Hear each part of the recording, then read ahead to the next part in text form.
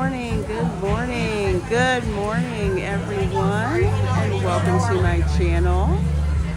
I'm Reina Creole, and I am coming to you live from out here at Gatorland Park. I would say the first theme park in Central Florida, started in 1949.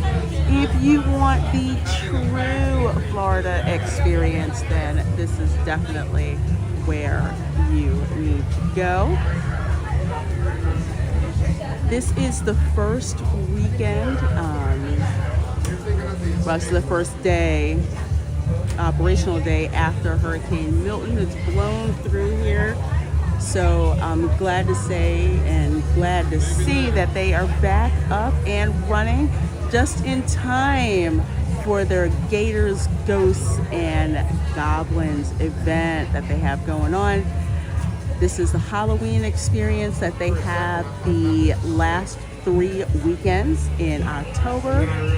Admission is included in the price of your ticket, so all you need to bring is yourself, and folks are encouraged to wear costumes as well. So let's see who we have in the chat, because I got to run over to our first show in a little bit. Let's see, we have got DJ Knight, I see you, says yay Gatorland. Who else we got? We've got Marilyn M, I see you. And Goofbar35 says, when hurricanes happen, the Gators run the park. And let's see who else we have got. I'm still learning how to use this here. Dan Monroe says, Pasco County checking in. I have to take so many detours to get anywhere. Well, I'm glad you're safe, and I hear you. The lawn folks have been really busy. We've had so many downed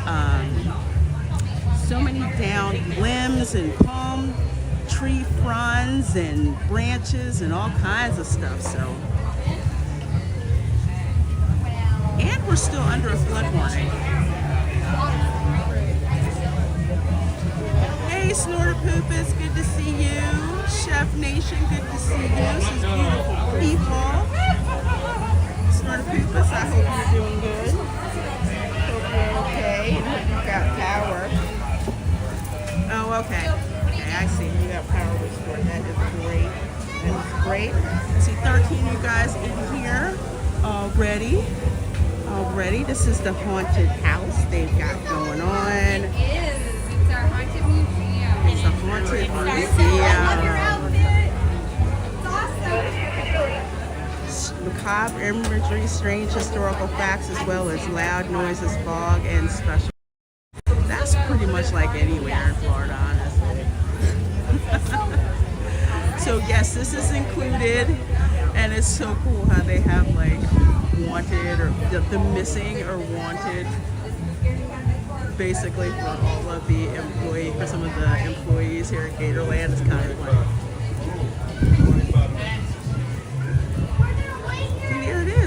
The Swamp Ghost Monster Museum.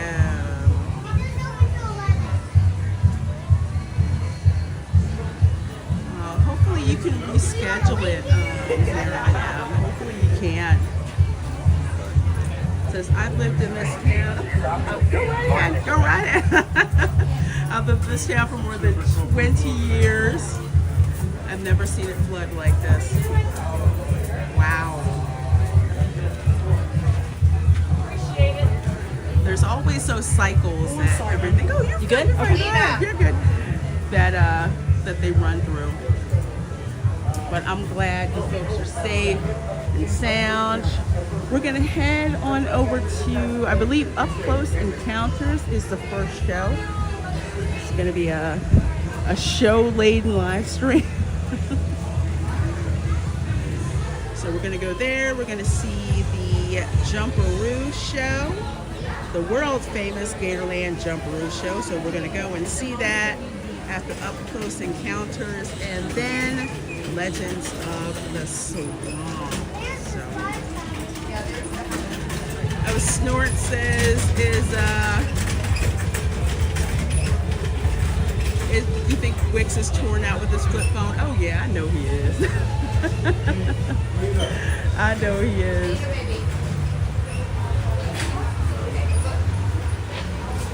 All right, so let's head on over to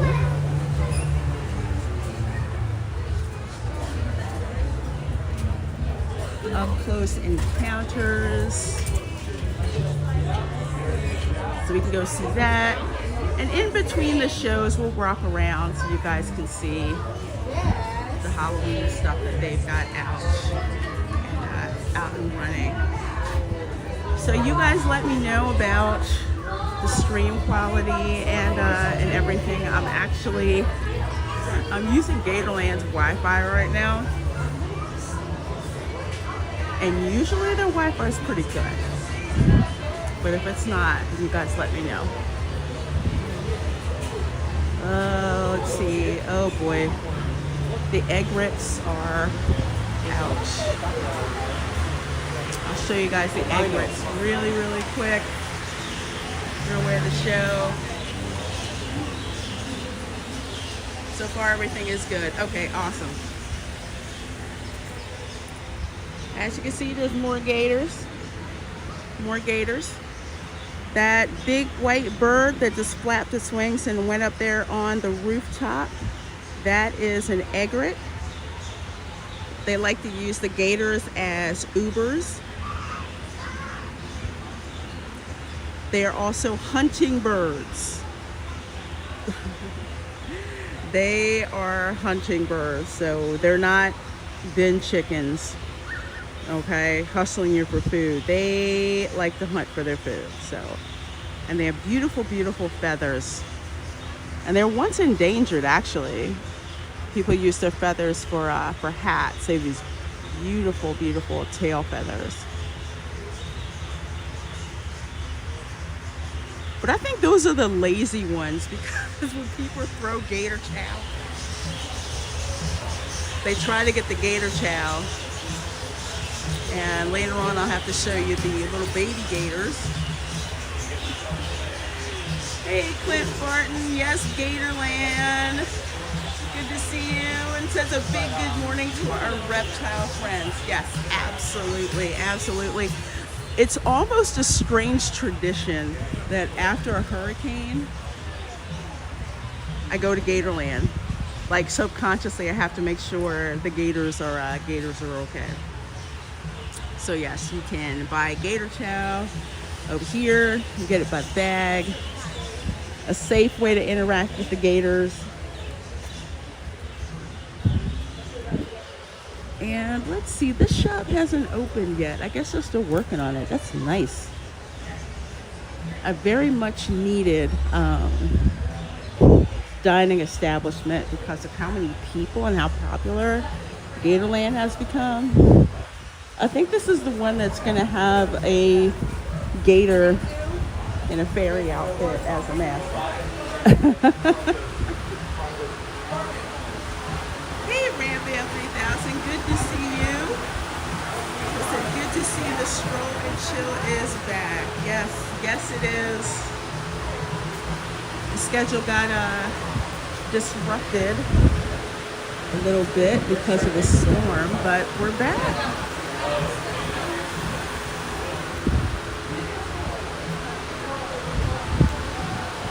It's going to be a nature weekend. So today we're over here at Gatorland. Tomorrow afternoon we're going to be over at the Animal Kingdom because the weather is getting cool. I will say one thing about this hurricane. It has ushered in some much, much cooler weather. So when the weather gets cooler, guess what? That's when your girl goes back to the live animal shows and stuff. So usually I start the show up front and I kind of take my time talking to you guys, but check. Can you guys hear me out there? as this is the first weekend You guys can hear me. Gatorland has been Scream like you're on a open, roller coaster. I'm trying to get you guys to all the shows.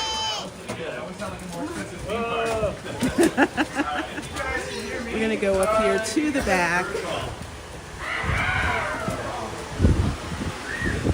What's up, scary birds? Oh, Ben, do you think they're ready for us? Oh, why not? How y'all doing? Good. How's the Oh, rest this of you? side. We'll get there, it's okay. Good crowd on my side. Fair enough. Not quite showtime yet, folks. We decided we'd come out here a little early just to get to know you a little bit better. You know, learn about your deepest fears, your worst secrets, use them against you later in the show, you know? It's like therapy, but marginally cheaper. And more effective. For me, at least. Well, let's start off pretty simple. Who's here? Is it your first time at Gatorland? First time at Gatorland. Okay, most of you guys. Wow, love it. Most of you guys. Okay, keep your hands up if you're from Florida. Where have you Where been? you guys been? Been here for 75 years. 75 years. First You time. guys visited the mouse first, didn't you? You visited the mouse first, didn't you? Makes sense. Yeah, exit's over that way. You can't sit on the mouse at Disney. Yeah, Gatorland 1 Disney 0. Our mascot eats their mascot. Yeah, that's true. How about this? How many of you run out of the country? Oh, quite a few, but all right, where are you guys from? England. All right, I saw hands up here. England as well, okay. Other side. England. We get a lot of Brits here. Scotland. There we go. Everyone except for those guys was on a Groupon. Okay? Come on in, guys, come on in. You are just in time to be late. Don't worry. We won't make you sing this time. Yep, Rare Bear 3000, your Anything people are representing. You got the time? About another minute. Another minute? Yeah. Okay. Oh, here, I have a really good trick that attracts a lot of people. Yeah, what's up? Well, Scotland, guys, is not for you, so don't listen to anything I'm about to say. Come on down to the Up Close Encounter Show, guys. We got free beer. Come on in, free beer. Yeah, you see how many people immediately walked in when I said that? But you just lied to them. Like they're gonna feel so betrayed when they find out there's no beer back. Well, free beer happens tomorrow. We'll put up a sign that says free beer tomorrow. We just won't ever take it down. There we go. That was a lot better, I think. Yeah. So coming in. All right. Well, it looks like it's about showtime, Ben. You guys ready for a show? Yeah.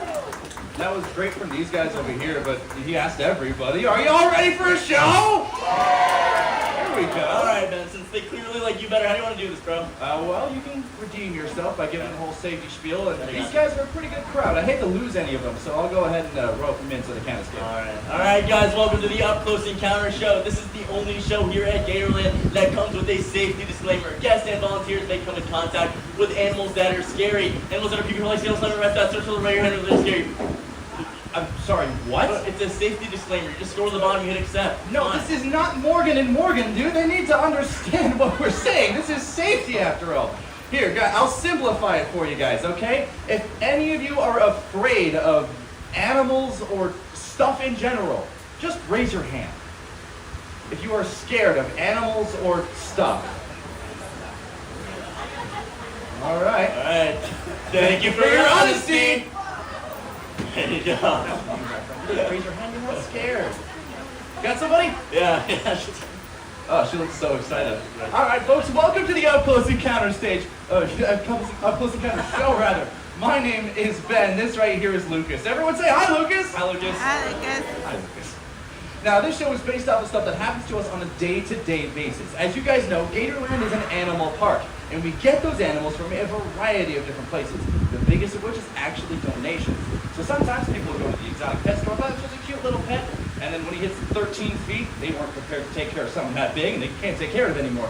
Or sometimes they'll see something gross and scary in their backyard, and they're terrified that it'll hurt their kid, or worse, their dog. So what they do is they put it into an unlabeled bag or box, and they just drop it off at the front of the park by the big old Gators now. And it became our job, the guys in entertainment, to go out there and open them up and see what was inside. Now, that was going all well and fine here until, Lucas, he's a bit new at this, opened up his first box and got himself bit. Now, thankfully, it wasn't that bad of a bite. What do you mean it wasn't that bad? I lost my favorite finger, Ben. Your favorite finger? Yeah. That's crazy, because I remember that you got bit in the ankle by a bunny rabbit. Yeah, look at that, it grew back! Yeah, as you can see, Lucas likes to ham up his injuries. He talked himself into some paid hospital leave, and our boss did not like that one bit. He said, no more opening up those bags and boxes. It's not safe, and I am not paying for another hospital visit. Well, folks, People didn't get the memo. Those bags and boxes kept piling up out there. And it's Florida. You know how hot it is. You know how wet it is. You know how everything in between it is. We cannot leave poor animals out there like that. So to his credit, when Lucas came back from his little paid staycation, he had a great idea. He said, what if we bring in those bags and boxes anyway, pass them out to a crowd, call them an audience, make you guys open them and make a show about it. Now who's ready for a show? Everyone without a box, bro. Sounds like it. My guest looks so excited. Mind if I start, bro? I think she wants to go first, yeah. She wants to. All right, what's your name? Tina? Everyone say hi, Tina. Hi, All right. Tina. All right, Tina. So what's going to happen is I'm going to open up this box for you, okay? You're going to reach in. You're going to pull out whatever's in there. You're going to hold it up, show it to the audience, and I'm going to talk about it, all right? Sound good, Tina? All right, where are you from? Oh, Orlando, yeah. So you're from Florida. Any scary animals you come across recently? I know we have a lot out here. You know, we've seen the gator. Just snakes. The snakes. Oh! No, dude. What was Dude, that? no, it's the thing that made me cry. Which one? Fall out for like 2. Oh, that one? No, that's not funny. You can't fit those in this box. No, no. That's not funny, Lucas! Yeah, Oh, okay, absolutely. here, I tell you what, we have lighter fluid in the back. You go ahead and light that sucker up. We're gonna move on to my box, No, okay? Ben, we can't just skip the box. You guys want to see what's inside, right? Yeah. Well, how about we do some teamwork, bro? Come on. Teamwork. Yeah. Sure, I Makes the think dream work. All right. You take it out, I'll talk about it. Whoa, hey, no. If that's the case, then you can take it out and I'll talk about it, all right? Yeah, that's what I said. I'll talk about it. You take it out. Oh, All right, okay. so Ben's going to reach inside the box. He's going to Hang on. I am dumb, but I am not stupid. That is not my box. It's not my box either. Whose box is it? It's Tina's box. Come on down. Give Tina a huge round of applause, everybody. Our first victim of the day. Oh, volunteer. Tomato, Ben. Alrighty, Tina, since you were brave and you came on down here, I'm gonna be brave too. I'm gonna reach inside that box, pull out whatever's in there. You just stand over there with Ben, okay? He's gonna make you feel nice and safe. I'm gonna what? Make it feel safe. Make something up. Tell you got the job. Okay. Well, Tina, how about this? Come over here really quick. Stand right in that for me, right? Yeah, right there. Ben? What is that? Dude, it's the circle of safety. I saw it in SpongeBob. It'll be fine. All right, now Tina, perfect. You're facing the audience. That's what we like. They want to see your reaction to this. Hold out your hands like this for me. Oh, actually, which one of these do you write with? Okay, go ahead and put that one down. You want that later in life. Now, just keep that left hand out and do me a favor. Just close those eyes and keep them closed for me. I promise you'll be okay. You might hear some oohs and ahs from the audience. It's just Lucas with really good cue cards. Don't worry about a thing. He's going to take over here. Alright, Tina, in just a second, you're gonna feel something gross and scary in your hand. Don't worry, that's just me. And on the count of 3, you're gonna open up your eyes and meet your new best friend, okay? 1, 2, 3. I'm gonna let him crawl on you. You got this. Alright, everyone give Tina a huge round of applause. Look, she's feeling like a champ. Look, he's not really gonna bite you unless you poke him like this. No, I'm kidding. Tina, you go ahead and have a seat. High five. Give another huge round of applause, guys. We know that one's not a fan favorite. Alrighty, guys, does anyone know what this is?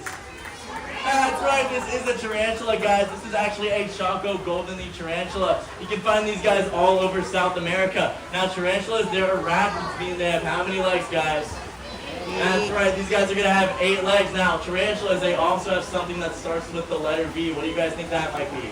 Venom. That's right, these guys do have venom. Now, you might be wondering why I will put a venomous creature in Tina's hands. I just met her, so I don't care. I'm just kidding. Their venom's only about as potent as an ant bite or a bee sting. Look, it's not really going to do you any harm unless you're allergic or something like that. Now, these guys get decently big, around 5 to 6 inches in the leg span. Some even get to the size of a dinner plate. So this causes a lot of people around the world actually like to eat these guys. That's why tarantulas are a delicacy. What do you guys think tarantulas might taste like? Chicken? What kind of hairy like a chicken are you eating? No. Just see if you crack open the abdomen, toss it on a skillet, it's actually going to taste just like scrambled eggs. Who here likes scrambled eggs?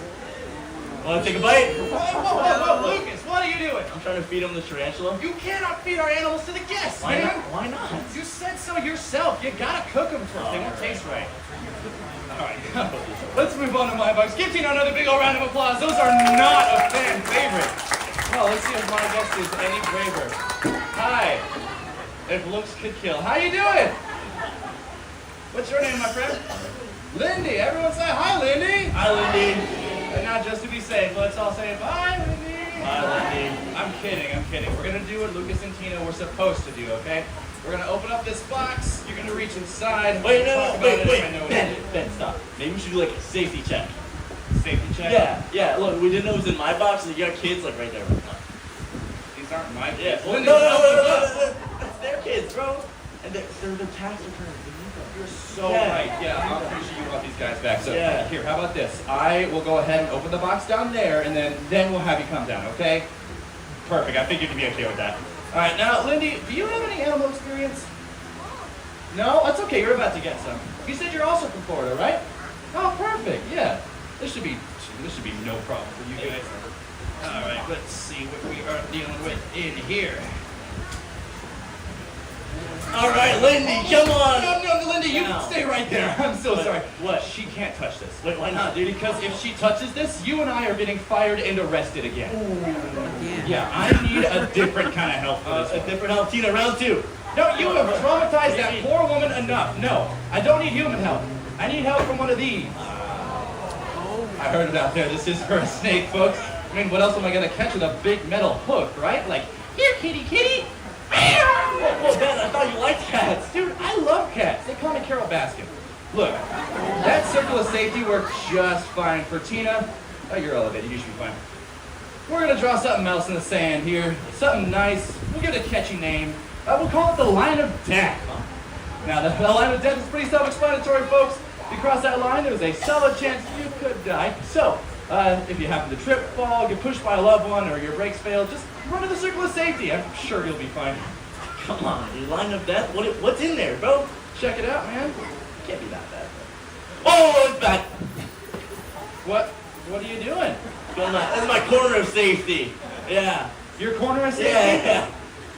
Okay, yeah, that looks like the reason you're still single, but... What? Yeah, you play in the sand. I'm gonna go say hi to our friend here who's already saying hello. Does anyone know what this is? Snake is correct, but I think I heard it out there. This is a cottonmouth, also known as a water moccasin. That is 2 different names for the same of snake. Now, that name water moccasin, where do you think you might find this guy? The water. Absolutely, in and around the water. And what do you think he's gonna eat? Moccasins.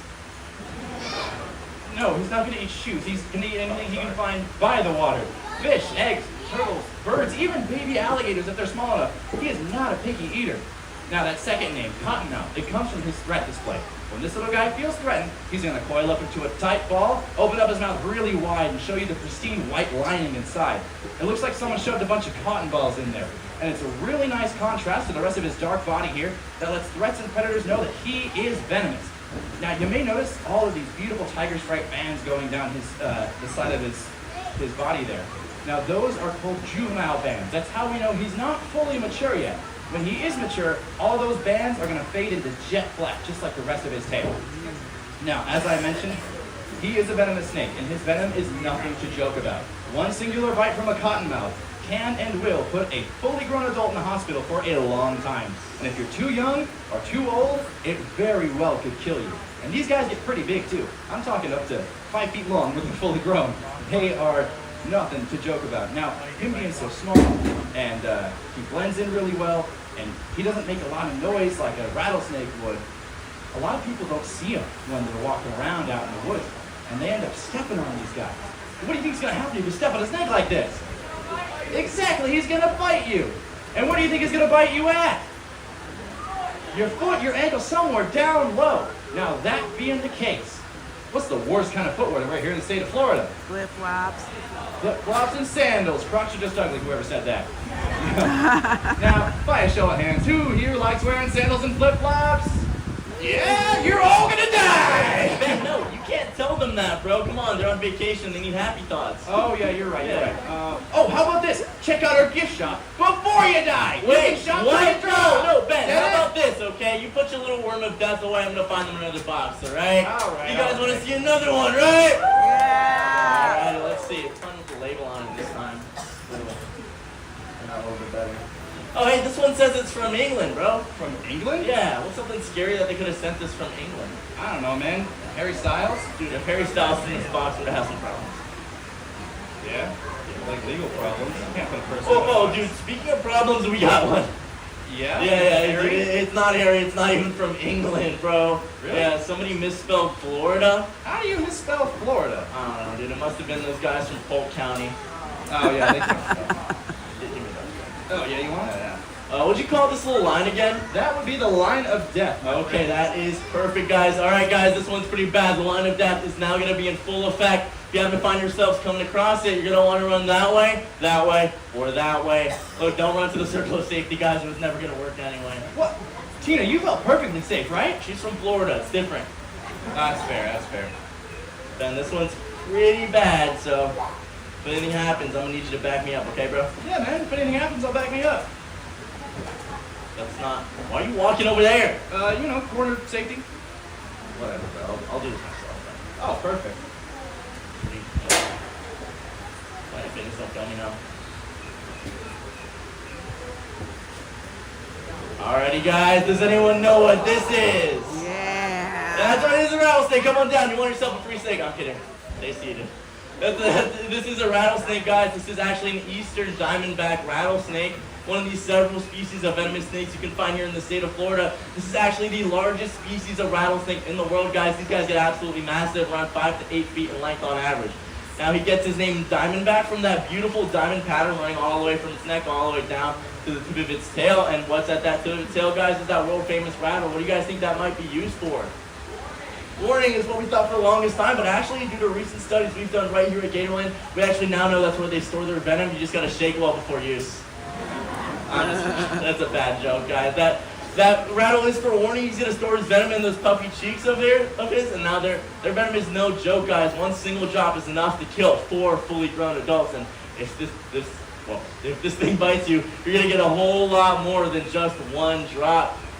Now, due to the potency of their venom mixed with their size, that causes a lot of Florida locals to make up crazy stories about these guys, like they hunt in packs. They kill by the thousands. They're gonna break into your house and text your ex-wife, you love and miss her. Just look at him go, guys. He's a killer. No, snakes are defensive animals, even the venomous ones. He's only really gonna bite you if you step on him like Ben said, or you do something stupid. Go ahead and show him, bro. What? Kiss the snake. I'm not kissing a rattlesnake. I've seen you kiss worse. Come on. You've seen me kiss worse. Yes, dude. That is a terrible thing to say about your sister. What? How about you do something smart with the snake away, huh? Over here. Oh, you don't want to go near? You try to get me to kiss the thing. I don't want to hear it. You know what? I think we got time for one more box. Y'all want to see one more box? Yeah. All right. Well, you guys have been a pretty fantastic audience. So I'll tell you what. I'll let you guys choose this next box we do. So let's see. By a show of hands, how many of you guys want to see what's in this really old red box? All right, 3 people. Cool. How about this Mexico box? Okay, a few of us. Let's see. We got this decent sized Australia box. A few more. Okay. What about this like really big India box? Yeah. Okay, that seems to be the consensus. Ben! Lucas, are you okay? What happened? No, I got a splinter, bro. Can you help me out? You got a splinter? Yeah, it's right here. Right there? You get it out for me? Ow! You were putting away a venomous snake. I thought you got bit. I got bit by the box. By the box. Yes. My blood pressure is way too high to deal with you right now. I'm gonna go see what's in there. You help me when you're ready. Oh my gosh. Whoa, holy cow! What is it, bro? You know what? I think it's a cow. Dude, there's no way it's a cow. Yeah, Come man, on. it's big like a cow. It's got spots like a What? cow. You know, Dude, he's like got a few hundred legs Ben, like a cow. Ben, that's not a cow. That's not a cow. I don't. Oh, sorry. I went Not a cow. I went to cow school in Orlando, so. Here. Just let me look at the thing. No. I'm not gonna help you. I have a splinter. I'm on light duty. I gotta rest. Talking of your injuries yet again. All right. Well, if you're not gonna help me, I guess I'm just gonna need some big kid help. Well, like a 6-foot toddler that benches 250. No, not Shaq's kids. I mean like an adult. See, I've actually got a friend in the audience watching the show. You mind if I use him? Well, if you guys are good friends, Dude, we are great friends. We go way back. how far back? All the way back to box number 2. It's you, Lindy. Come on down. Oh, let's give her a round of applause, guys. Now, Lindy, I'm not gonna lie. This is not a one-woman job. Don't worry. So, Lucas, go ahead and get her 2 people to help from your side. No All kids. right. They are snack size. I'll grab one from mine. Yeah, you in the white Let's see, shirt. how about you, my friend? You raised your hand. And yeah, you in the green. All right, let's give our backups a round of applause as well.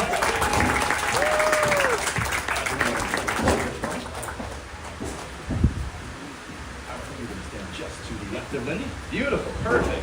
Awesome. Now, Lindy, you are my best friend going way back, way better than Lucas ever was. Don't worry about it. I have an important job for you. The coin right here, I just need you to call heads or tails for me. Heads? Perfect, you get the head. I didn't have the time. That's good for you, bro. Alrighty.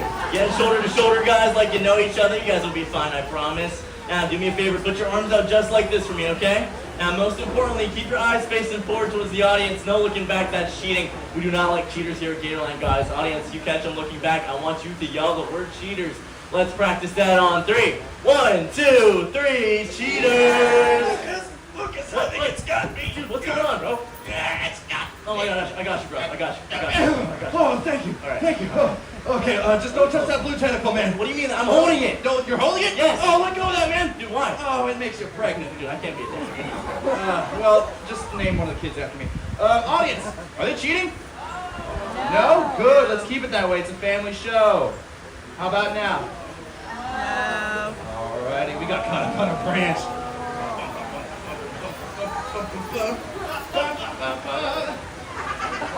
Alright, Lindy, be careful. You do have the end with all the teeth. Don't squeeze too hard. She could bite. Don't squeeze this end too hard either, bro. That could squirt. Oh, that's gross. Does anyone know what they're holding? A snake is right. Python is close. This is actually a red-tailed boa constrictor. This is one of the largest species of snakes in the world. She needs your support, Lindy. Now, they are not a venomous species of snake. How can we tell? They're holding it, absolutely. Now, what they are is they are constrictors, meaning what they do is when they find their prey, they're going to bite down, wrap it up, squeeze it really hard, and then swallow it whole. Now, a lot of people say, well, she can't eat anything that big. Look at the size of her head. But this snake has the incredible ability to unhinge her jaw and open her mouth 5 to 10 times the size of her own head. Wait, 5 to 10 times the size? Yeah, about. Yeah, like yay big. Yeah. Hey, can I borrow that kid? Well, hey, not that kind of show, not that kind of show. You guys look at the camera and smile. Alright, you guys give those volunteers another huge round of applause. You guys did amazing. Y'all can go ahead and have a seat. Y'all did awesome today. Alright, I just have one final question for you guys. Did you guys enjoy the show? Alright, awesome, guys. We're glad to hear it. Unfortunately, guys, that is the end of the show, but it's not the end of the fun. Me and Ben, we're about to do something that we like to call extreme encounters. You guys come on down here, meet that beautiful red-tailed boa, one of our Choco Golden Knee tarantulas. All we ask, just $5 cash per person per animal, goes right back into the feed and care of all of our animals here at the park. Other than that, guys, our next show today is going to be the 11:30 Gator Jumperoo show over at the front of the park. Hope you have a great rest of your day, guys. We'll catch you on the park, and bye-bye. All right, thank you so much for coming, guys. Like Lucas was saying, if you do want to meet this beautiful red-tailed boa named Zero or one of our chocolate, Hey guys, I'm here. Just wanted to show you my face. So that was the up close encounter show. Hope you guys like that. It reminds me of when the zoos would have like this little show when I was in elementary school, and they bring all kinds of cool animals and stuff. That's what this show is like, so I love it. So a whole bunch of you guys sneak in, so hello. I see Virginia, I see Liberty Hall's cat. I'm kind of behind on the chat a little bit. Dance Life in the Kingdom, I see you. And yes, don't step on snack, that's for sure. Now, Annie will be taking your photo. Alright, I'm trying to flip the camera here. This experience, if you do want to check out the photos, you can go 419 on your park I don't know map. how to use Prism. Find them there. Okay. Looks like Lucas is back. So let's get into those rules. First up, I the gotta only people head doing this experience will be the ones who over paid to do so. So, kids, where the send your Gatorland parents and Jumperoo send your show kids. is. You We're will gonna get go them get back, I ourselves promise. a And if not, great we'll find you new ones. I'll have to Hey, be. Miss Amanda, Second, hello. just like I said, those photos are not included. Check them out at 1219 on your map. But if you do want to take your own, all we ask is that you take them from the other side of this sawhorse right here that says do not enter. That is the only place that Florida Fish and Wildlife has given us permission to have you take your photos. Lastly, you're going to be getting a ticket from Lucas. So, yes. Lucas, you're going to give that ticket to Andy. And when you're done up here, you're going to head down this ramp and this ramp only. Don't head back the way you came. That just causes traffic, and we've already dealt with the I-401s today. Let's not do it a second time. All right, that so is the pretty much $5 does all I not have to include go the over. photo. That's extra. Now, but zero, I zero, highly just suggest a ray of getting the sunshine photo before because it's where too else good. are you going to do something like that, you know? All right, super. All right, whenever you're ready. So, yeah. There's the Close Encounter show. They give you a schedule up front when you buy your ticket to Gatorland, or like me, if you have a pass, you check in, you can get a schedule. Twice a day, 10:45 and 2:15. I highly suggest getting to the show at least 15 minutes early to get a good spot because it is limited seating. You don't really want to get stuck in the nosebleed section unless you're a blogger like me, and I kind of like to stay in the back. Dance Life at the Kingdom says fun. I like that show. And then you're going to zip line, right? Not yet. I don't know when. I do want to do the zip line, but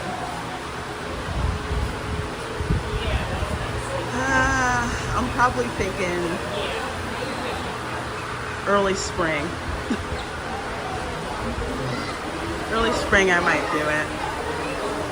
Ooh. Here, wait a minute. Let's go look in the petting zoo. I always have to go in the petting zoo. Virginia says, Lorena, can you go to see the white gator, please? Yes, and that's on the way, so I can definitely do that. Petting zoo for two reasons. One, because it's cool. It's a great thing for the kids to do. And two, it reminds me of when I was a kid and I would go visit my grandparents in the summer in Florida, and they always lived around farms. Except for goats. I don't like goats because they would headbutt me. At my uncle's prom, my great uncle's prom, they would headbutt me. They would chew my clothes. They would chase me. Sheep are okay. Goats, no. However, here at the petting zoo, they all know when you have food. So if you approach them with food, you get like a little ice cream cone and you put the food in there. They will come at you because they know it's time to eat. You are just intense, mister. Goat, cabras in Spanish. So they are cabras. I just know my uncle's farm, they would like swarm me and chase after me. Like a little, as a kid from the suburbs, I was like, no.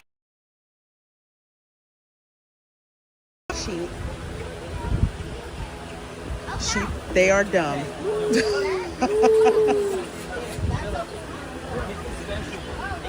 But yeah, I have this thing about goats. I don't even like goat cheese. But sheep, I love. Oh my gosh. There's a Spanish cheese, manchego cheese, made from sheep's milk. It's so good. Look. Whoa. Yeah, I love the petting zoos. But here at Gatorland, they know you got food. Give it to me. They will, yeah. You do not have to go after them. All you have to do is just show up with the food cone. And they know. And sometimes they'll come and try to hustle you. And I think those are grackles. They're grackles and crows. They like to hang out in the Target parking lot here in Florida and hustle you for food. Sometimes they're standing on your car waiting for you to come back.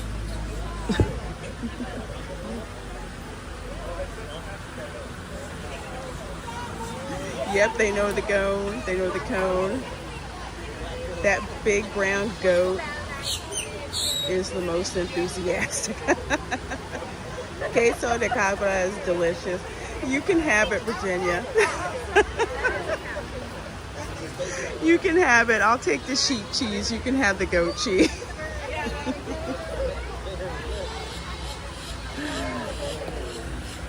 But yeah, fun here for the kids to interact with, you know, live animals. That's the platform of safety. I haven't seen the goats come down the slide yet, though. See, they're like, it's time to eat. Okay, let's try to go and check out. Eat paper. They will eat your mat too. See? Freaking opportunists. Miss Amanda says, when I was a kid in Daytona, Gatorland was one of my favorite places. Here in Oregon, they have nothing like it. Yeah, it's a very, very different place.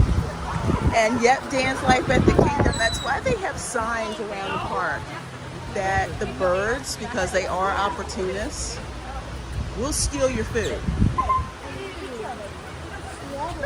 And it's funny because the smaller birds will hang out here and all the birds of prey will circle around Gatorland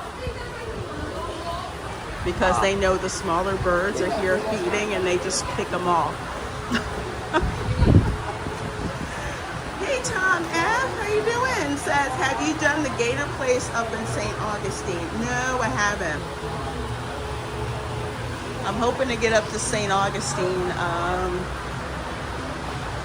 actually in December because they have the Night of Lights up there, you know, like, you know, the trolley that goes around.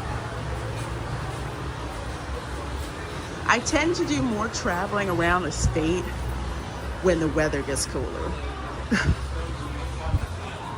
Just makes it much easier to enjoy. And the other reason is I can show you guys stuff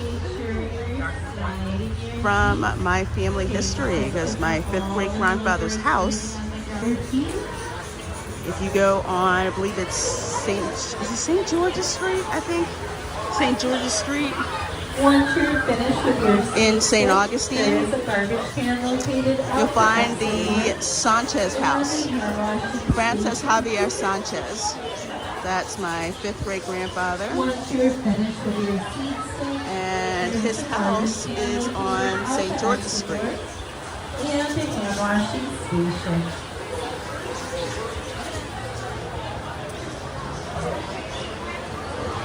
It's kind of wild going to see an ancestor's house.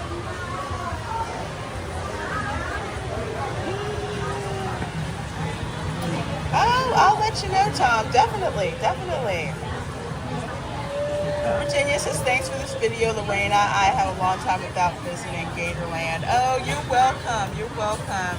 I haven't been to Gatorland because it's been really hot. But once the weather gets cooler, I like to go to Gatorland, and I also like to go to the Animal Kingdom park. Brings me some good memories when my son was a little baby.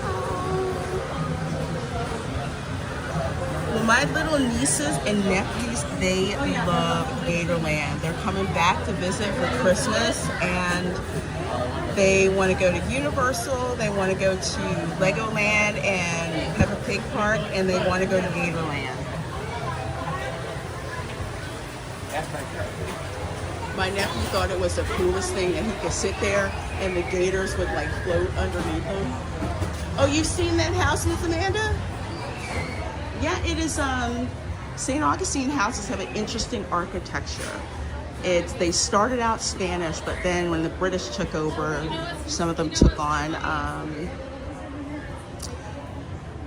like British aspects, like porches and other awnings and stuff like that. But yeah, that's his house, the Sanchez house. Francis Javier Sanchez. So if you're British, you're going to call him Xavier. That's the other thing about Florida that's very interesting with family research. A lot of Spaniards had two names. A lot of Brits who lived in Spanish Florida had two names. You had your English name and then you had your Spanish name. This one has blue eyes. Yeah, so that one is called a linguistic. I had And the other one is albino. ancestors called Henry Young, spelled Younge, and he actually came from London. Well, no, he didn't come from London. His father came from London, settled in Savannah, because his father was one of His Royal Majesty's surveyors in Georgia. Revolution popped off, he came to Florida. And I could not find any records on him until I found his Spanish name, which was Enrique. And then I found everything. I skipped a lot of high school on St. George Street. I can't wait to show you. I love going to St. Augustine in December around Christmas to go in, see the cathedral, especially for Christmas. I'm not Catholic, but the cathedral is gorgeous, and the cathedral is in two parts. There's the historic part of the cathedral where my 7th great grandmother was baptized in like 1620 or something like that. So she was baptized. Yeah. Are they And cute? here's the little ones. Oh my gosh, they're so cute. Tom F says I want to take my grandkids to Gatorland. I guess the next time. This is so cool to see. Oh, well, they will love it, Tom. Besides the Gators, there's a really cool kids splash area. It's so cool. Lots of places for the parents and grandparents to relax and the kids to run around. My nieces and nephews freaking loved it. They loved it, especially as it was really cold in Michigan when they visited last time, and it was warm down here. Hey, Bosco, how you doing, Guy Scar? Says, Hispanics composite names. Love them when I would get in trouble and my mother would say all my names. Funny thing, trying to look up like any of my Spanish or Floridano ancestors in records, I have to have all 4 names right. Like Francisco Roman Manuel Sanchez. I had to have all 4 names right, or I can't find them in the records. It is the craziest thing. And then when Florida became America, guess what? He just shortened his name to FX Sanchez. Nobody was saying all 4 names. Well, these are the 2 baby gators that were born. There's Mystic the Leucistic up there. She's the albino gator, pure albino gator. There's her brother. I'm forgetting the brother's name, but he carries the recessive gene for leucism. So albinos are, albino gators have red eyes. Leucistic gators have white eyes, and those leucistic gators are worth a ton of money. So every time you see one of those really, really big white gators, that's like $1 million. And they all come from the same, I forget what it's called, with the, you don't want to call them a litter of gators. You don't call baby gators a litter, but for lack of a better term, they all came from this one litter in Louisiana, like 50 years ago. So those are some expensive gators. And they live here, so they have to live over in that little habitat because he is... Someone said hello. I want to smoke from They're pretty, but I keep telling people they will bite you. Do not put your finger up there to bite you. When I lived in LA, Camera Girl's babysitter, they actually had one of these parrots. They were from oh my gosh, I think they were from Peru. I believe they were from Peru. Dan, I think there is a caiman here.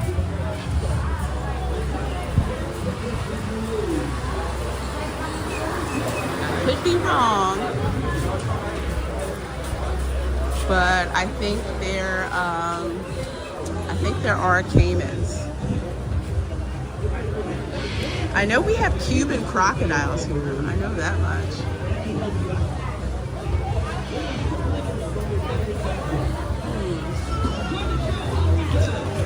Let's see if we can get a good spot here. I'm gonna go over to the other side real quick. You gotta love how they play Bon Jovi's Jump.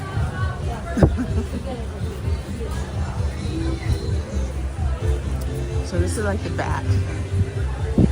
And also, folks, do not put your kids up on your shoulders. We're watching the Gatorland Jumperoo show because the Gators do not know the difference between kids and food.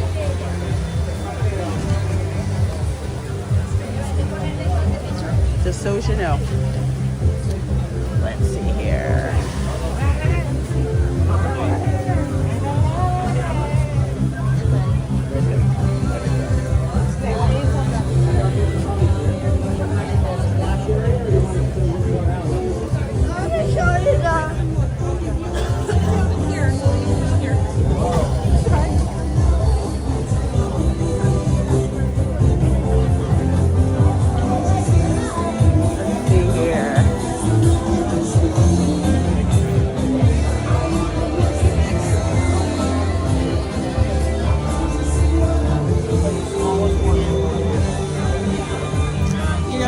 Go over towards the back.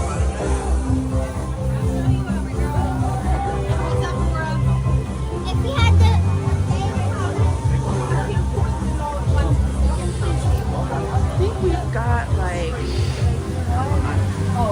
like 5 minutes before showtime. Here's good.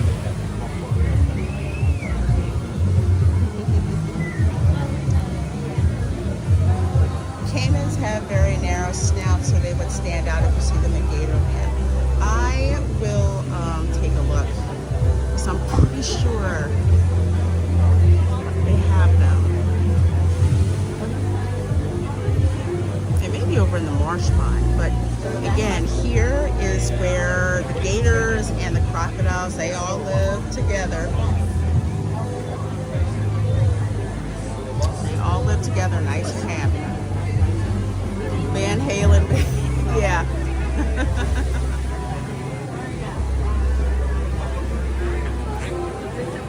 Hey, Gary Banjo Sandwich Worthington, good to see you.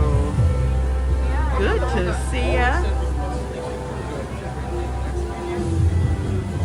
Put those Gators up there. And yet, Virginia, this is a good show to see. So if you have kids, and if you have people with you with mobility issues, let's see. I am going to see if I can zoom in real quick. All the way over. Okay, so you guys can see it. See that area right there? And we're out. And we're out. It's like, it's all wall. It's got windows and stuff right there. The Gators go right up under there. My nephew thought that was the coolest thing, where he's sitting there eating an ice cream cone and watching Gators float by.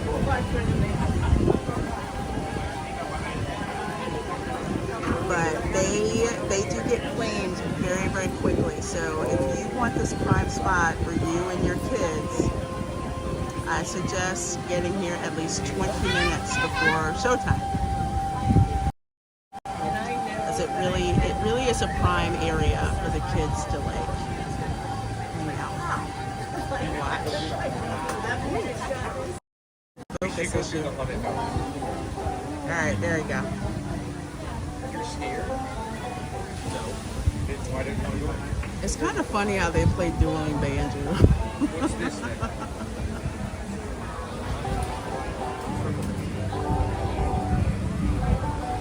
So I've got 3 minutes before showtime happens. I see that, Virginia.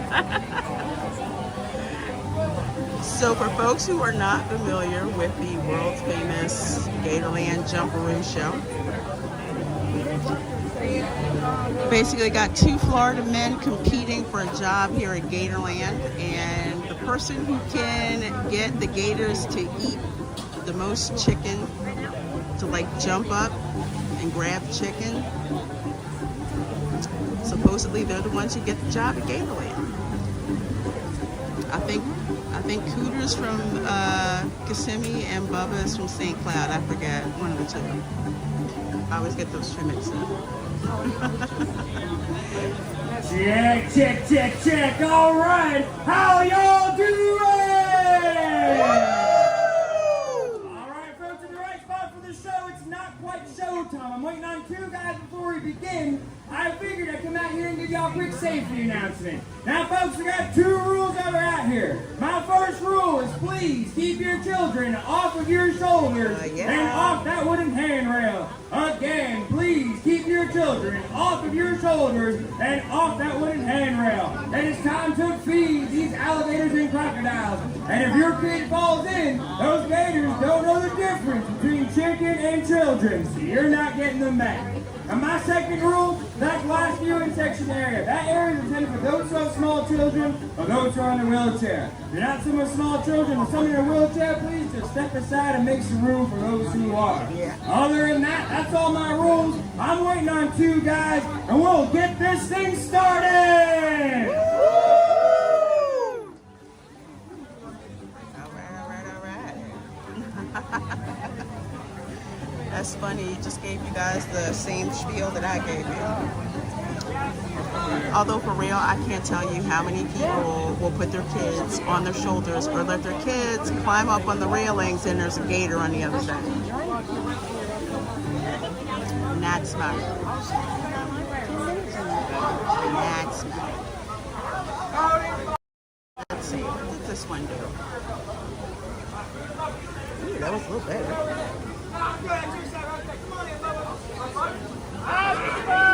There's Bubba. I said hi! Hi!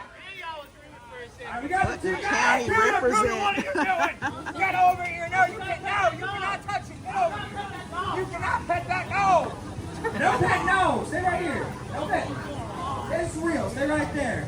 You're doing great, Bubba. All right, sorry about that, y'all. I'd like to welcome everybody to Gatorland Gator Jumperoo competition.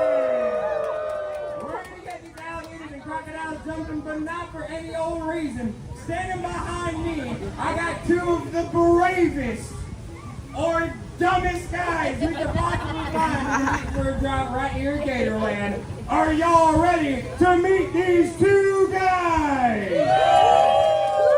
That was pretty good, but y'all can do better. So let me let you in on a little secret, okay? For the last 75 years, these alligators and crocodiles have been trained and conditioned to jump to the sound of your noise. Simply put, the louder you are, the higher these gators are gonna jump. I'ma ask again. Are y'all ready to meet these 2 guys? That's more like it. On my left-hand side, all the way from the city of St. Cloud, y'all make some noise for Bubba. And on my right-hand side, also from the city of St. Cloud, he says he's been wrangling gators since he was knee out of mosquito. Y'all make some noise for Cooter. Don't even know that. All right, bring it in, Bubba. Now, gentlemen, I got a second chance to look over your job applications back over my office, and on it you wrote down you would be gator handlers. That's perfect. That's what we're looking for. And then I realized you wrote down some pretty weird things.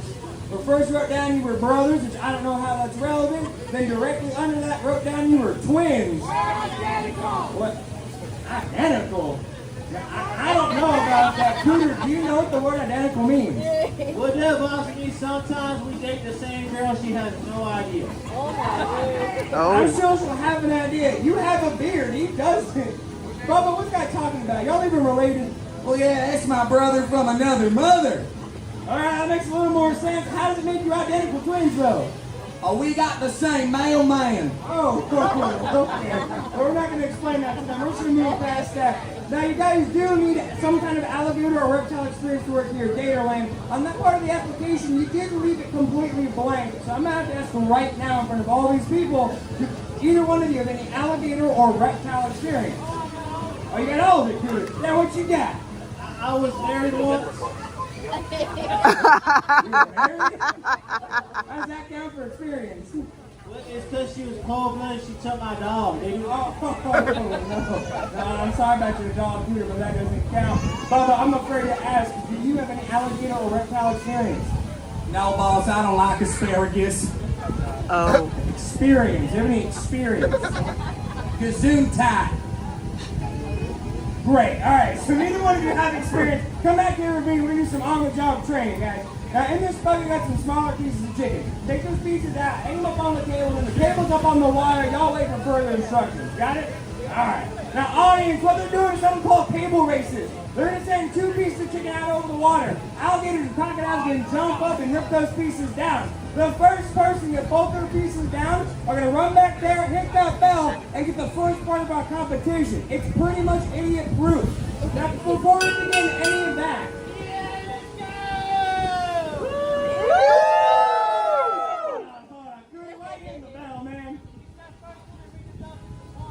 now I say get the chicken down first and then you can hit the bell.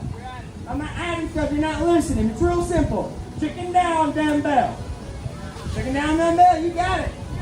You got it. All right. Now, before we begin our cable races, folks, we're going to split you guys up into 2 teams. So, hey, don't encourage him. Cooter, why are you hitting the bell again? Why is there chicken on the floor? How is that chicken down? Yeah, please show me. Chicken up.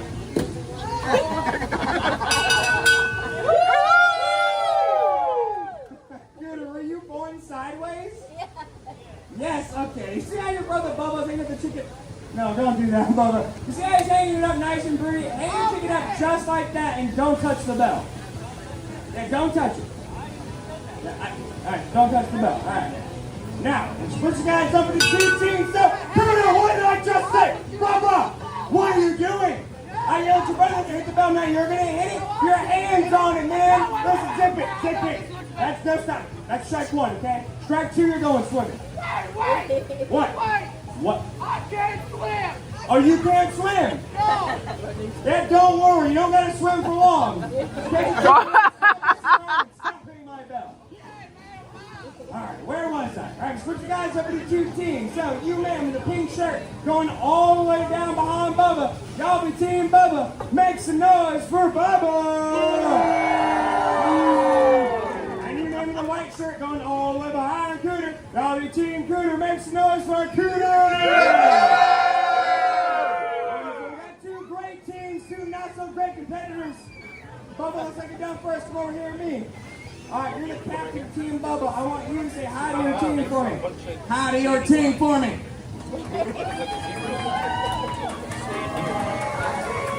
All right. That's not what I meant, but okay. Bubba, I need you to give your team a word they can shout. Get these alligators and crocodiles to jump and jump high. Any word you can think of it. Get them to jump. Jump! Yeah, all right, Bubba, that's a good word. Bubba's team, your word is jump. We're going to try it on 3. Y'all ready? 1, 2, 3, jump! All right, Peter, come over here to me. What? You want to say something? Make it nice and quick. My team's way better looking, let's do it! Yeah! Teams go with a hybrid for team. Now we're going to do the same thing that on Bubba's side. Give your team a word. They can shout. These alligators and crocodiles to jump. Jump. Hold on. No, different word. That's his word. Pick a new word. Pick a new word. Any word I like. Yeah. Mayonnaise. Mayonnaise! Dude, why do you like mayonnaise and alligators? Because mayonnaise to big old gators. Keep your hands to yourself, man. This is Gooder's Comedy Hour. I need an action word, Cooter. Maze is not an action word. Oh, hold on. What? I have an action word. You have an action word for your brother's team? All right, you pick it on your side. Go and give your brother's team a word. Demerol. Emerald. Wow, you ain't Emerald alligators, Bubba. It's Demerol Big Gators. That's the same thing. It's not funny. It's like, no. Oh, neither one of you can take this seriously. Cooter's team, I'm gonna give you guys the word. Their word's gonna be go. We're gonna try it on 3. Y'all ready? 1, 2, 3, go! And if I say 1, 2, 3, go! Ladies, call me Bubbalicious! No one calls you Bubbalicious. Hey, you got raw chicken all over the microphone. Thanks, guys. Leave the microphone stuff to me. Y'all get your chicken ready to send out over the water. Remember, Bubba's team, you're yelling jump. Cooter's team, you're yelling go. Mayonnaise. Bubba, Cooter. Mayonnaise. Bubba, Cooter, you guys ready? Alright, audience, you guys ready? Woo! Now, I said audience, are you guys ready? That's more like it. Gentlemen, send them out on 3. 1, 2, 3, send them out there. Come on, yell, jump, yell, go! Come on, make some noise! These Gators are hungry. Come on, yell, jump, yell, go! Make some noise! Somebody missed. Oh, yell, jump, yell, go! Jump from the little guy. Almost.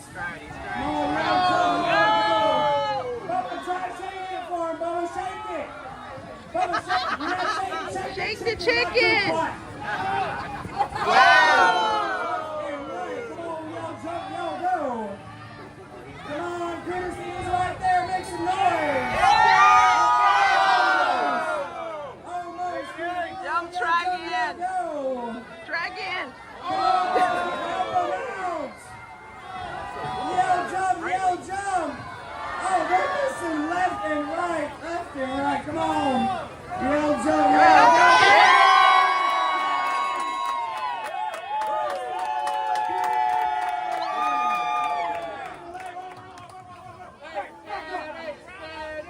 What are you doing? What's going on here?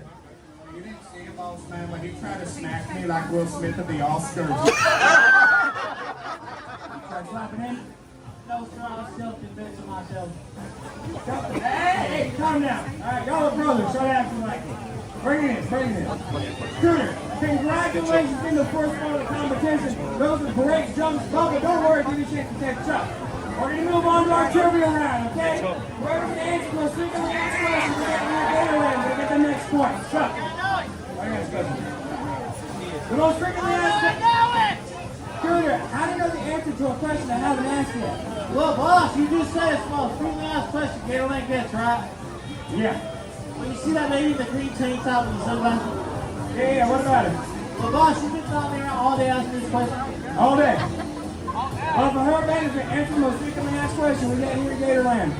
Alright, Gumdrop, I give up. My phone number is 407-53. Hey, what are you doing? I'm gonna take because she's hot. No, what about the guy sitting right next to her? He's not really my type, but happy birthday, Will. Well, no. I'm sorry about that, y'all. We're not out here making friends. But the most frequently asked question we get is, what is the difference between alligators and crocodiles? Oh, you know, Bubba, what is it? Spelling? No. The spelling and the phone number. You guys are this close to an idiot. Oh, not me. Bring it in. I'm not. Listen, what is the physical difference between alligators and crocodiles, guys? The physical difference. You know it. What is it? Their faces. That's right, it is their faces. What's different about their faces? Well, crocodile's got a long skinny face like a letter V. And gator's got a big old round fat face like you. Like a letter? Yeah, I guess. Go back there and hit the bell. Bubba, see you, make some noise for Bubba! Bubba, grab that bucket. Y'all head down to the middle of the dock. We'll watch our 2-part tire running competition. In the middle there, they're going to do something called target jumps. Get the really small pieces of chicken. Dangle them over the edge. Alligators can jump up, toss the chicken right into their mouth. Once we're done 2 of those, we're gonna head down to the end of the dock to the most dangerous part of our competition, something called hand jumps. We're gonna take the larger pieces of chickens, dangle them over the edge. Alligators and crocodiles can jump up and rip those pieces right from their hands. And no dropping, no throwing. But listen, because it is so dangerous, as soon as safety cables you have, hook those into the end of the dock. In case an alligator drags in our water, you keep our belt, they're expensive. Remember, Bubba's senior word is jump, Cooter's senior word is go. Bubba Cooter, are you ready? All right, audience, are you ready? Gentlemen, set them up on 3. 1, 2, 3, set them out there. Come on, yell, jump, yell, go. Make some noise. Come on, yell, jump, yell, go. He's in down to the end. Come on, yell, jump. Bubba's team, help him out. Come on. He's using it as best he can. Come on, Bubba, go down. Oh, yell, jump, yell, go. There we go. Cooter's team, I can't hear you. Yell mayonnaise for all I care.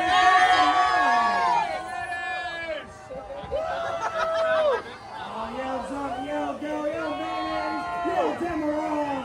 Just get loud. Watch your fingers. Oh, yell, jump, yell, go. Keep it up, keep it up. These Gators are hungry. These are all yell, jump, yell, go. Keep making noise.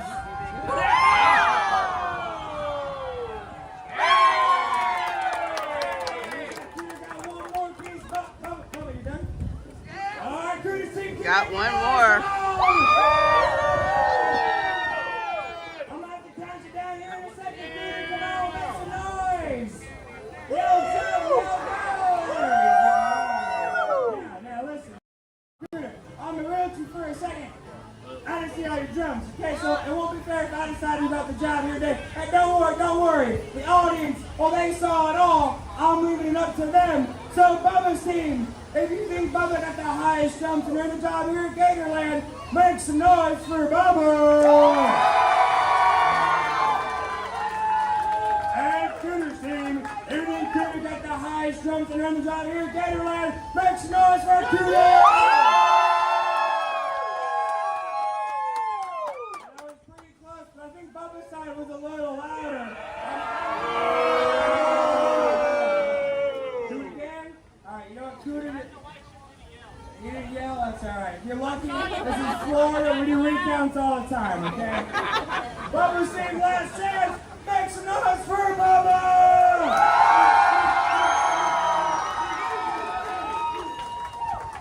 Cooter's team, last chance, make some noise for Cooter!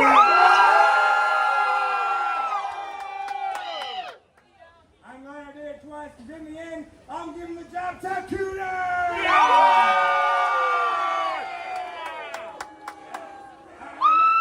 Oh, y'all booing me? Alright, fine, I changed my mind. I give the job to Bubba!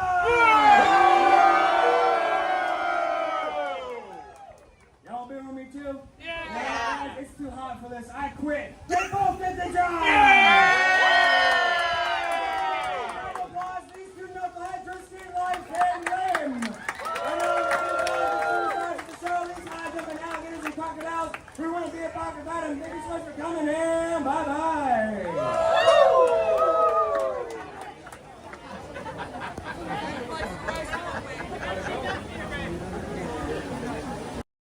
All right. Folks, that is the end of the show, but nowhere near here at Gatorland.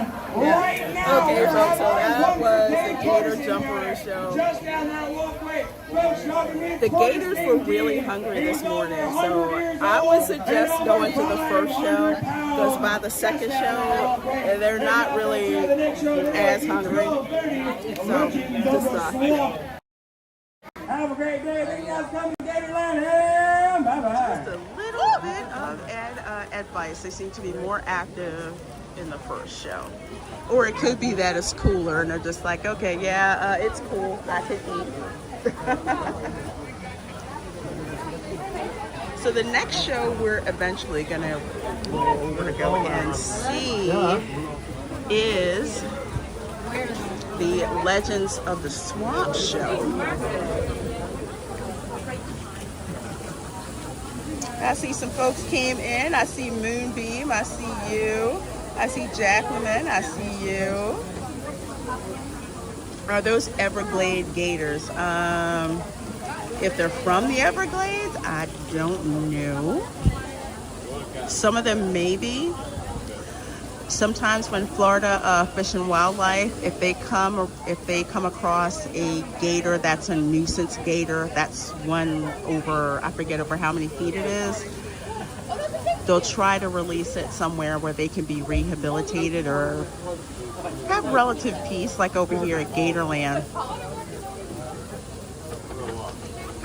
Here they get the life. They get to eat.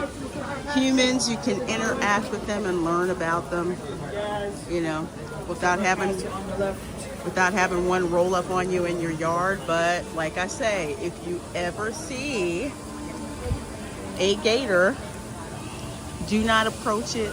Just call local police. They've got somebody on gator duty. It is not out of the ordinary for any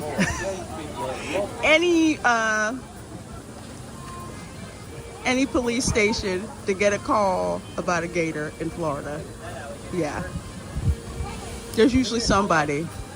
And if they can't do it, they'll call out Fish and Wildlife. So, hey Teresa, good to see you, my dear. Thank you, Jacqueline. And I see Ron, how you doing? Look at that big Your lovely wife was hanging in here earlier. As you can see, we're all dressed up for the Gators, Ghosts, and Goblins celebration. Let me see, I'm looking at the schedule because, let's see, Alligators, Legends of the Swamp. Okay, that's at 12:30, so we got a little bit. Hard to believe it's been a decade since you worked here, Ron. Yeah. Time flies, don't it? Ooh, egret. Trying to sneak up on it.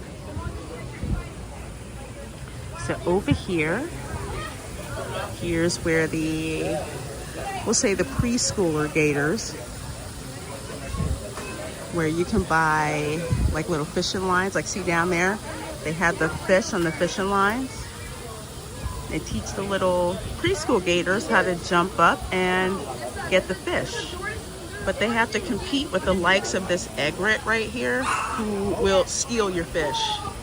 This is why they hang out here, because they will steal your fish. And sometimes they fight with the gators and it's like Mortal Kombat. You should, Ron. So you get the bait over there, which is like little, I forget what those fish are. They're bigger than minnows, I know that. And they give you instructions about how to feed them, because you do it the wrong way, they can try to pull you over. They're stronger than they look. But these gators are about 2 to 4 years old.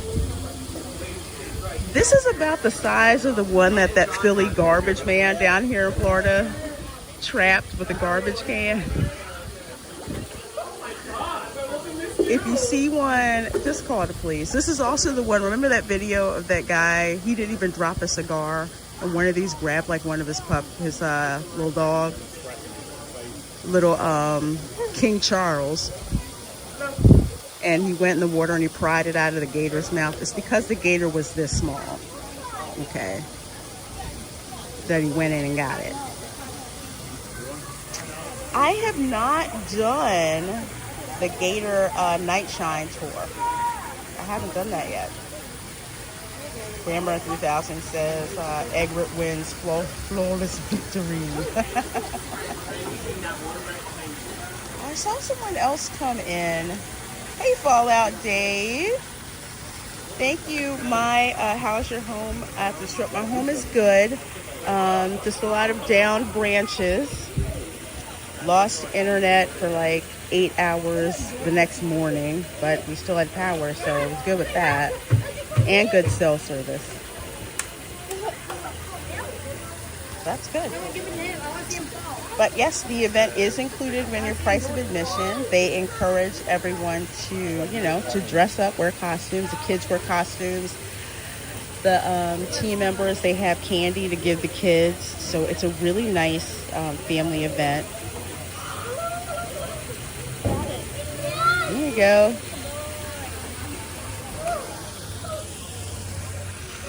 But, bruh, didn't we just see you? See how their feathers are at the bottom? That's why they were hunted. Yeah.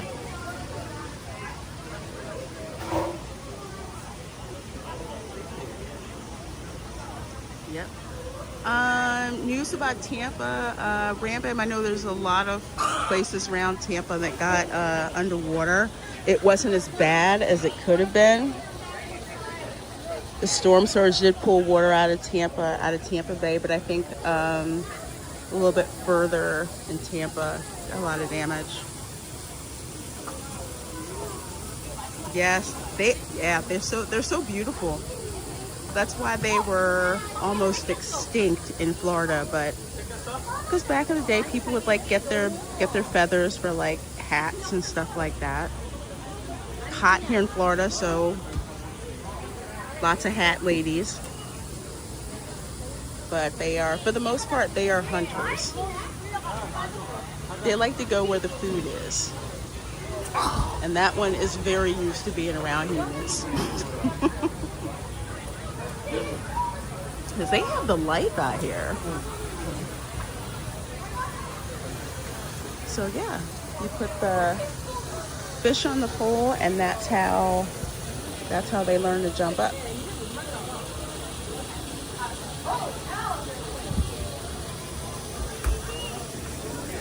Let me see. That one's in the darn water. I forget which bird that is. I think it's a vulture. Some kind of vulture. Yeah, these are a little bit... I think these just got released out of the nursery. Because they're smaller. You can see the groups. These are the much smaller ones.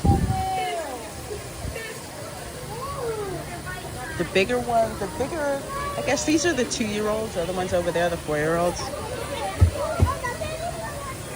These are the ones where if they're in your house, you can pretty much just put like a laundry basket and sit something over the top.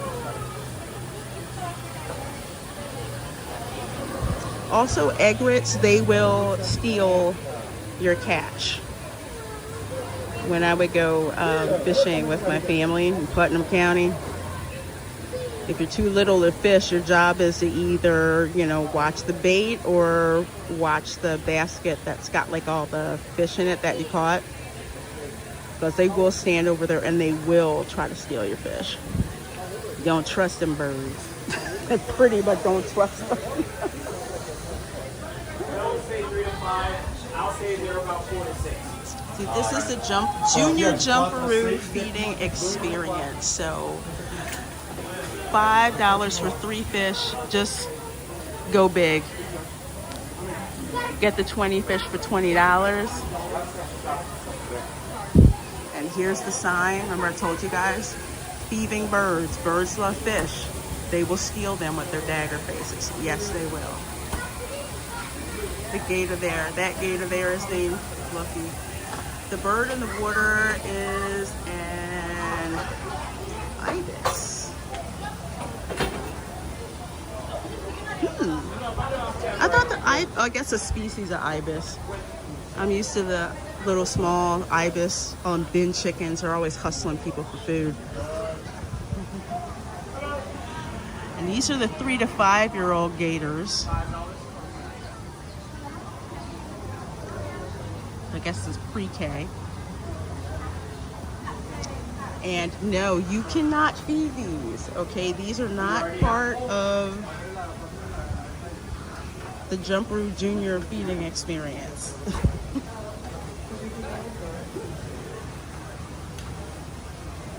At this age, they're much more aggressive, so they're just hanging over here socializing. They already know how to jump for food.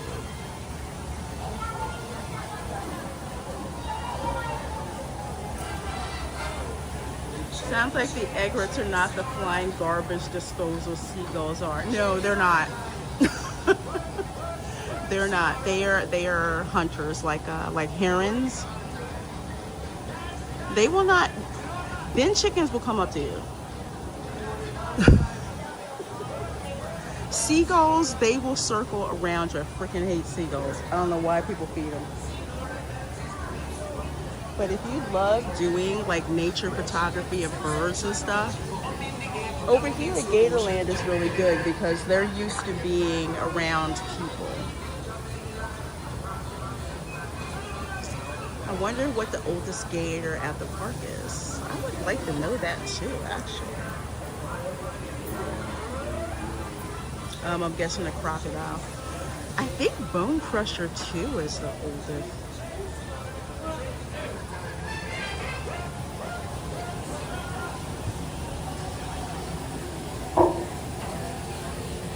See, no fishing. These are the ones you gotta call Fish and Wildlife for real. They are huge, especially one like right back over there.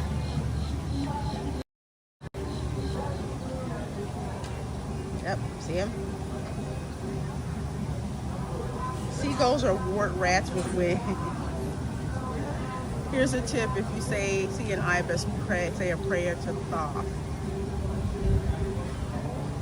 Wasn't he like the god of knowledge? Patron saint of scribes.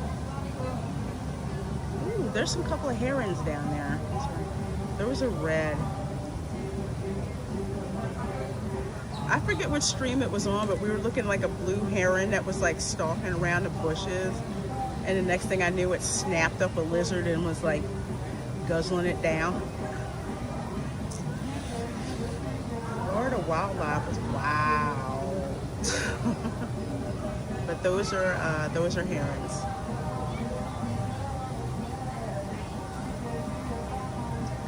Maybe we might see.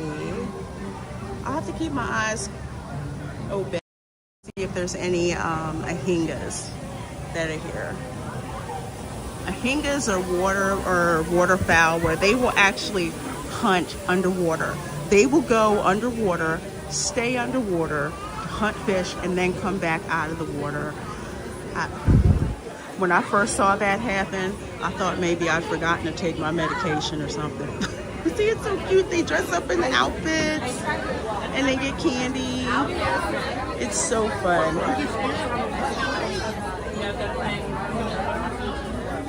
So everyone's in line trying to get to see the exhibits. Let's go in the back. They say you're street. Let's see. We'll go check out the Halloween habitat for a little bit before we go over and get our seats for Legends of the Swamp Show. That's where you can get your snake and gator photo. Right over there. And what I want to show you guys, because I keep talking about the splash pad, but this is the Gator Gully. This is included with your admission. So this is a fun place for the kids to run around, get wet, cool off. Also a great place for adults to just grab a seat and chill. There are changing rooms, family dryers, all of that here.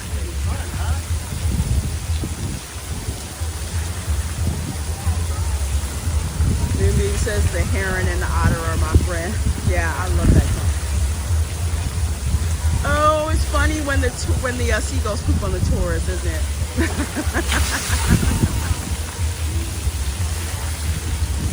Yeah, this is fun. So the kids can run around. There's covered areas for you like to sit and eat, chairs to chill out. And the gator nursery is back over that way with the gators and the turtles and stuff like that.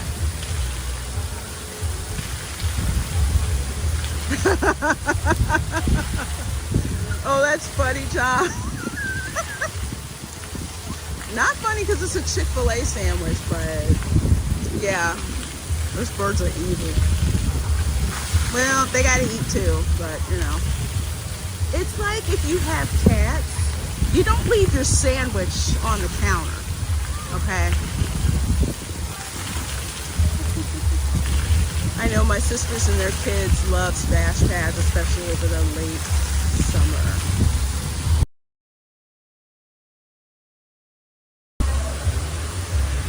There's a dryer, like the ones they have over in DreamWorks Land. Enjoying your stroll. Yes, enjoying it very, very much. Thank you. You like jack-o'-lanterns? I do. Oh, I'm Stingy Jack. They're named after me. Didn't know that, did you? I did not. I learned something new today. And this here, that's Kevin. Oh, He outgrew the patch. He's out of control. Oh.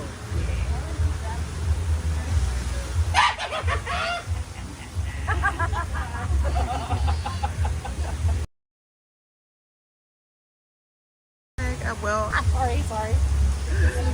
that is so cool. Now, they didn't have this last year.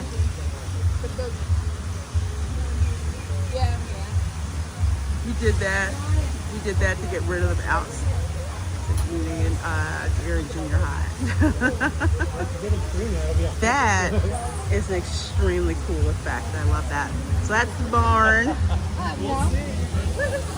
You can go through here and we'll walk through it again. But look at how, that's a pumpkin tree. Ooh, I wonder if Erica, if you're still in the chat, check this out. This is an idea. You have a pumpkin tree. I would not have thought about that. So yes, this is the pumpkin patch. That's got to be the skeleton from Michael's who just said. Wow, look at that. They got radiation, apple cider, and hay. So let's take a quick stroll back here. There's a train. If you have a annual pass, which I do, you can get to ride the train for free. It is the Iron Horse. Gatorland was put together by the Goblins family. They're a local family. They put together Gatorland Park. And this is actually Central Florida's first amusement park ride. Now, if you are familiar with Dorney Park in Allentown, there's a similar train there. That was the same type of attraction. So I'm not surprised to see this right here. Is the connection good, guys, or is it like petering out? Let me know and I'll switch back over to 5G. So yeah, debuted at Gatorland in 1961. Before Disney was here. And dare I say, I bet you Walt found out about the Godwin family. He probably took his time checking it out. So it's $3 per person to ride the train. If someone in your party has a annual pass, you get a really nice discount. There's a skunk ape. So you can go over there and get your candy from the skunk ape. He's a little scared of kids, so that's why, you know, he has to have a chaperone. I'm just getting ads. It's good for now. Oh, okay. Skunk Ape Research Facility, Pet and Zoo. It is a skunk ape. Well, listen, hey, this is skunk ape's cricket and petting zoo. Skunk ape.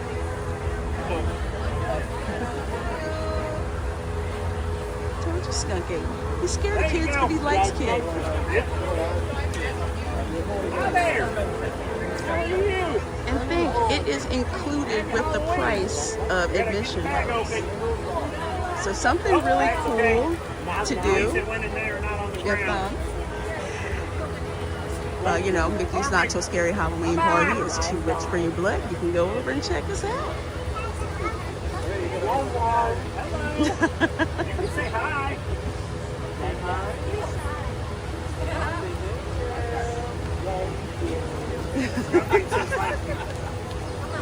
Hey, Mark Daly says, yay, Saturday Stroll and Chill is back just in time for Saturday Hurricane Work. Good to see you, Mark. Hold on, let me see the phone though. How are you guys doing with claims and stuff out there? Weird plants. The Indian plant, I tell you, it's so flippin' cheesy. I love it. So you ride the train and it has like a new loop on it about all the weird things that you can see, including the Jersey Devil.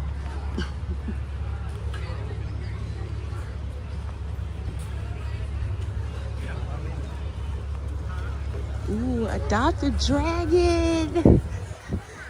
Gator Joe's Adventure Outpost. I haven't been in there before. So tell you what, let's step in there for a little bit. Adventure Outpost. Let's take a look. But they also have all kinds of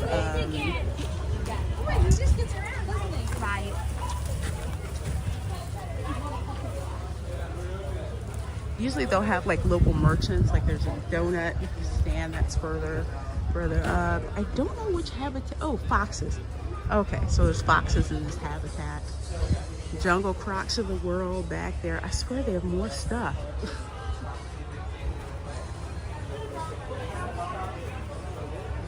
And let's see, Adventure Out. So that's a gift shop. There's a couple of gift shops scattered throughout the park. The best one is the one when you exit the park. And there's the Screaming Gator zip line, voted top 10 zip line in the world. Where you zip line on over a whole bunch of gators and a bunch of people looking at you while you do it. But there is also the Stompin' Gator off-road adventure. That is what I want to do when it gets a little cooler. You are basically in this like monster truck. It's like, think of like a school bus on steroids. Yeah, pretty much. Seems to be a thing. If I come on a live stream, it gives me ads. So far we're good. Okay. And Mark says, looks like Helene plus Milton equal Ian.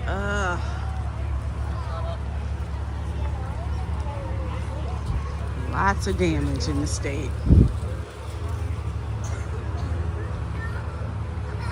Okay, we're gonna make our way on over to Legends of the Swamp. I like to get there a little bit earlier than usual before the show starts because people will get pictures with gators.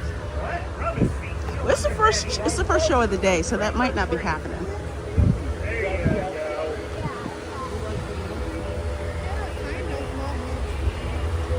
careful, it might have some drool on it. You can stuff the face in the candy jar.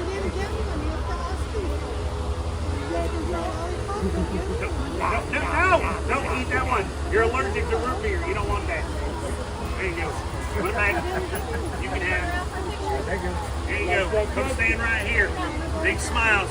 That's called his petting zoo. You care if he pets you? I think they said they're okay with it. Yeah, they're okay with that. Yep, they're okay with it. There you go. All right. All right, now let me see your phone there real quick for another different picture. Okay, everybody turn and face the skunk ape right here. Like that. See if I can get y'all. There we go. Oh, that's cool. Great. Got it. There you go. You're very welcome. Bye. Happy Halloween. Thanks for coming out. See you next. That is so cool. You can go up there and trick or treating with the skunk ape. Rare 3000 says, "Yay, skunk ape!" Tom F says, "That's nice of them to do." Yeah, it really is. You know, special bonus that, you know, it's not something extra that you have to pay for. It's included with admission. And one of the things that I like about Gatorland Park is that it is a family park.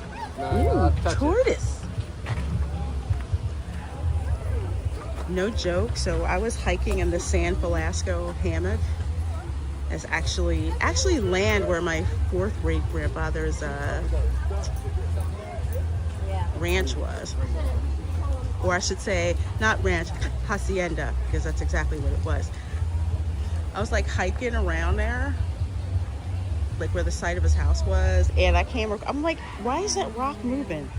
Oh, wait a minute. It's not a rock, it's a tortoise. So there's two of them that are here. Tonga, wait, no, those are the birds. Those are the birds. And they're up there grooming each other right now. Oh, it's so cute. I don't know if they're picking lice out of each other. I don't know.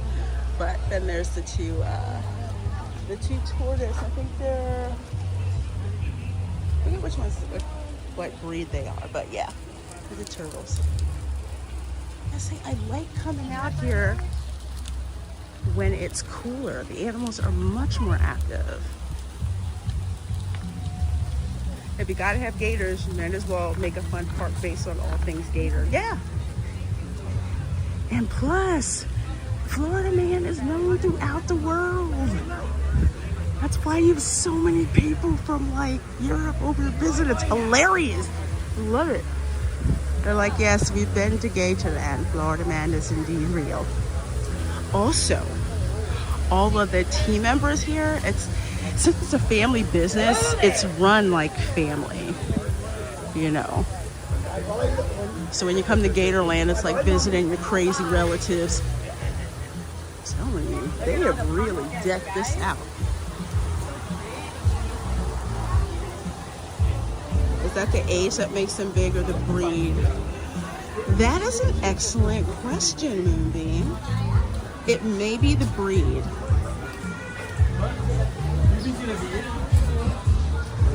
Because some, of course, are smaller than others. Oh, and case in point, like a couple days ago, I was driving and then all of a sudden this car like stopped in front. And I'm like, what the heck are we waiting on? Well, these people had stopped their car and got out to move a turtle from the middle of the road. I'm like, okay, that's understandable.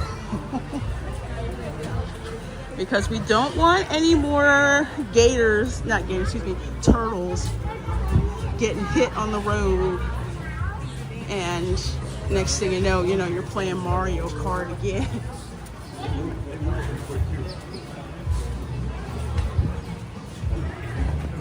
Let's see, 16. So if you're not sure where like all the stations are to get candy, you'll see like a team member. Let me go over here a little bit. You see like a team member that'll have like Gators, Goblins. They also have like a t-shirt on, and they'll have candy to pass out to the kids.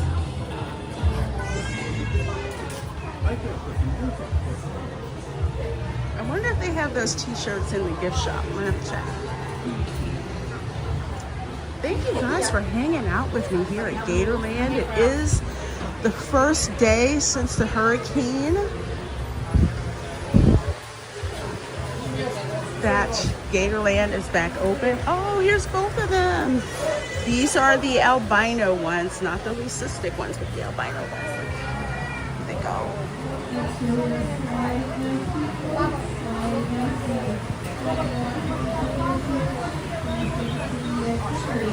I love looking at them.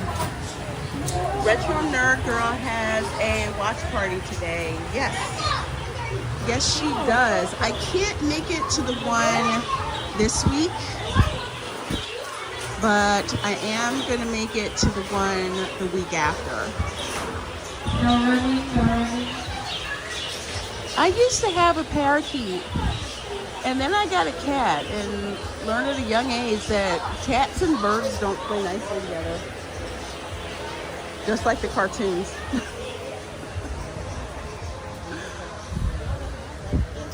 Oh, wait.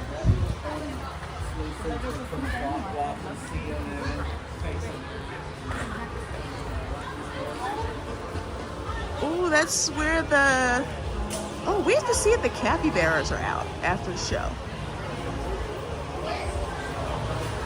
I usually feed the flamingos and check out the capybaras. It's $10 to meet the capybaras.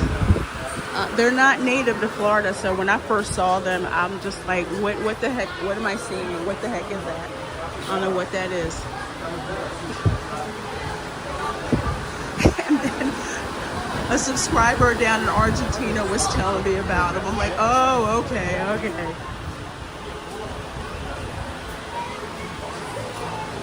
That's where the Cuban crocodiles hang out. There's one right there.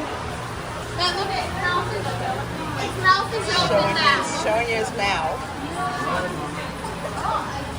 Oh, Moonbeam. That is why members have access to an emoji that's a blue turtle shell. Because of a true story that we had on Welcome to Florida, where this turtle was crossing I-95. Happens all the time. There's even signs that say turtle crossing. Someone hit the turtle went airborne, bounced off somebody else's car, and then landed in the windshield. The turtle was unharmed, but it was just like, dang, really? And then the chat kept making Mario Kart jokes like crazy. So that's why it stuck. But now that I think about it, driving on I-9, pretty much driving on any interstate in Florida is like Mario Kart. Now that I think about it. Yeah, see? He's on his way to hustle some food from somebody. Ms. Amanda says, and thank you, Lorena. There aren't many Florida streamers that stream from Gatorland. Well, you are very welcome. Like I said earlier, the only reason I haven't this summer is because it's so hot. I kind of take a break from doing Stroll and Chill streams on a Saturday morning, just because it was so hot. Love coming to Gatorland. It just, you know, it reminds me of real Florida. I would spend summers in real Florida with my grandparents or go to visit my great aunts and uncles who had like farmland, and we would do all kinds of Florida stuff, you know, like go fishing or cut sugarcane in the backyard. Do Florida stuff, like, you know, see weird things. It was so weird as a suburban Philly kid going to stay with my grandparents, and let's put it this way, the roadway to their house wasn't even paved. It was just dirt. And the neighbors were down the road. I'm like, what?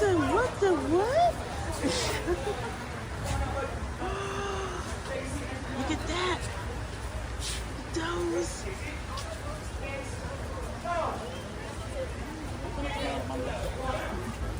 It is definitely the most laid-back attraction. Oh, that's where the beer garden's going to be coming. Over that way. Legends of the Swamp. I smell a lot of pine, and I love it. Okay. Step forward, put your knees in the sand. Grab a tape. Okay. We're gonna go over this way. Step forward, put your knees in the sand. Where else can you get a photo op like this? We got a show here at 12:30. Smile. We're gonna start that show here in the next Okay, few wait. minutes. Let's go up this way. You're in line. I'm gonna sit all the way. I'm gonna sit all the way. Little picture in the white shirt. You in line? You in line? Yeah, come on line right there, guys. That family doing the white shirt. The second doing the white shirt. See? Put your hand here. Remember, that come on line right there. That young lady in the black shirt right there. And her family. Yeah, have a good day. I'll take more photos at the end of the show. Here, take a seat, nice and gentle. Put your hands up here. So, just to remind folks, Come on out, Mom. Step over, put your knees in the the sand. professional photo is not included. So, they take the picture. Hey, folks, that come on line right there. You can go see it inside if you want it. So do me a favor, y'all find a seat. I'll take more photos later at the end of the show. Come on out, come on out. Doug is going to be at Retro's watch party. Step it up, step Oh, over. please do. I think she's doing Coraline. Good job, get that way. Come on out. Next Saturday, Hold on. I am doing a double feature watch party. First, we're going to watch It's the Great Pumpkin, Charlie Brown, and then we're going to watch The Nightmare Before Christmas. So that is going to be next Saturday. It was going to be this Saturday, but because Chris Christopherson passed away, we're doing a watch party for Blvd tonight, and Retro Nerd Girl will be with me to that. Step over, knee in the sand. Knees in the sand. Nope, put your knees in the sand. Nice and gentle. Yeah, Miss Amanda, it is amazing. It's to the point now where it's like the parking, you literally have to get here like at 10 o'clock or before to get a parking spot in the front where the regular parking is. Also, folks, parking is free here too. So that's another thing. Step over, knees in the sand. Tom, my watch parties are at 8 p.m. Eastern on Saturday. They're always at 8 p.m. Eastern. So Retro Nerd Girl has hers at 4 p.m. Eastern, and I have mine at 8 p.m. Eastern. Step over, knees in the sand. I'll put out a post about it a little bit later on this afternoon. How you doing? Here. Step over, knees in the sand. Love your shirt. And also, if you are a channel member, be on the lookout for a post this weekend. I'll let you know what day our I knew that was going to be a good show. our Disney Halloween watch along is going to be, and also the movie club schedule as well. I'm just looking through which movies and having to schedule stuff out because this month is crazy for me between Halloween Horror Nights, which we've already had 2 nights canceled on me. So between that and other stuff around the parks. So no worries, you're welcome. You're welcome. Alright guys, we're all done photos right now. I'll take more photos at the end of the show, don't you worry. We're get our show started here in a second, get more Alright. untaped and Hope everything's looking good, sounding good. Try to make sure that's right here, like safety is down, so tape off into more here. Now on our way. 2 rules quickly go over before we start our show. that's a little too close. And right off. And not my kids either. I like it all. Oh man, I don't get this far. I do a barrel. I'm doing a barrel. Crazy, man. I'm gonna see if we're gonna open it for right. Hold on. How you guys doing today? This is the awkward moment because I'm always a real stubborn alligator. It's just as stubborn as my exes. It's not great. You laugh, it's not funny. Get you guys closer. Alright. No. Come on. But I am. Alright. Now, folks, I got 2 rules before we start our show. Real simple, real easy. Y'all listen up for me. Rule. I got a blue square on the ground right there. I got a blue square on that ground right there. It's for the front row. Now, those rows are for ADA seating. Someone comes by and needs that seating. Do me a favor. Step aside and make some room for them. They can enjoy the show just as much as everyone else. Second rule. So while the show is going on, do me a favor, y'all. Do not stand up in the bleachers. Do not come down to the handrail. Do not go block someone's view. If you block someone's view, they're going to get mad at you. And they're going to throw a shoe or, their baby at you. Okay? And you're going to get mad at them and throw a shoe or your baby at them. And then y'all going to start duking it out. And listen, this is Florida, okay? So I'm stopping my show to watch your show, all right? But other than that, there's my buddy Ben right here. I'm passing everything over to him. I want y'all to give Ben a huge round of applause! How y'all doing today? Good. All right, now let's turn this up the Gatorland way with the great big howdy. Howdy. All right, now before we get to the crazy stuff, first off, let me say welcome to Gatorland's Legends of the Swamp Show. Now, let me tell you about how this all got started. See, alligators have been stomping around this earth for over 200 million years. That is older than the dinosaurs, and almost as old as the average congressman. Now, the first people we know of to interact with these creatures, well, that was the Seminole tribes, way on back in the early 1700s. And it was them that got to wrangling and tangling with alligators on a day-to-day basis. Fast forward a couple hundred years, and you got settlers coming on down to the brand new state of Florida. And with them, they brought cattle. And therein lies the problem, folks. See, these alligators, they developed quite an appetite for cattle. Now, what the cowboys would use to drive their herd was a bullwhip. Now, they wouldn't do anything mean, they wouldn't hit the cattle or nothing, but if they noticed that they were getting too close to the gator hole, they'd give a nice loud crack above their head or below their feet, just to let them know they're getting too close to danger and they need to fall back in line. Parents, I'm sure you can relate to this, eventually they got used to that stuff and started to ignore it. They go down to the gator holes and get themselves eaten anyway. Now, the reason I bring that up is because at that point, they took a page from the Seminoles book, and they learned those same wrangling techniques. So when the cow was thirsty, they'd pull the gators out of the water, let the cow get their drink. When the cow was done, they'd let the gator go. And it was safe for the cow, safe for the cowboy, and most importantly, it was safe for the alligator. But unfortunately, the wrong people learned those techniques. And by the 1950s, they were poached to near extinction. They were placed on the critically endangered list. However, due to efforts put forth by organizations such as Gatorland Global, they made one heck of a bounce back. And by the 1980s, they were pulled off of that endangered species list. And today, we have over 2 million American alligators living in the state of Florida alone. And it's our job to learn more about these amazing creatures and share this great state of ours. And no one cares. All right. Now, I don't want you pity claps. That's not why you're here anyway, is it? You want to see the crazy stuff, right? Yeah. Come on, you want to see the action, don't you? Come on, I bet you want to see me jump in that water, grab the biggest, meanest, ugliest alligator I can find, pull him on up to the sand, jump on his back, and get my head ripped off. You got way too loud for that. I'm not that crazy, no. But I know someone who is, though. And it's going to take a lot to get him back out here, folks. So I need you all to get really loud. Start stomping your feet for me. All right, now clap your hands. And there we go. Let's go! On your wrangler,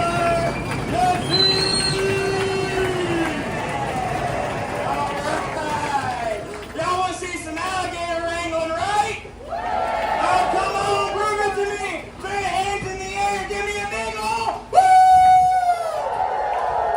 There we go. It's the best way to find a volunteer. Who wants to go swimming real quick?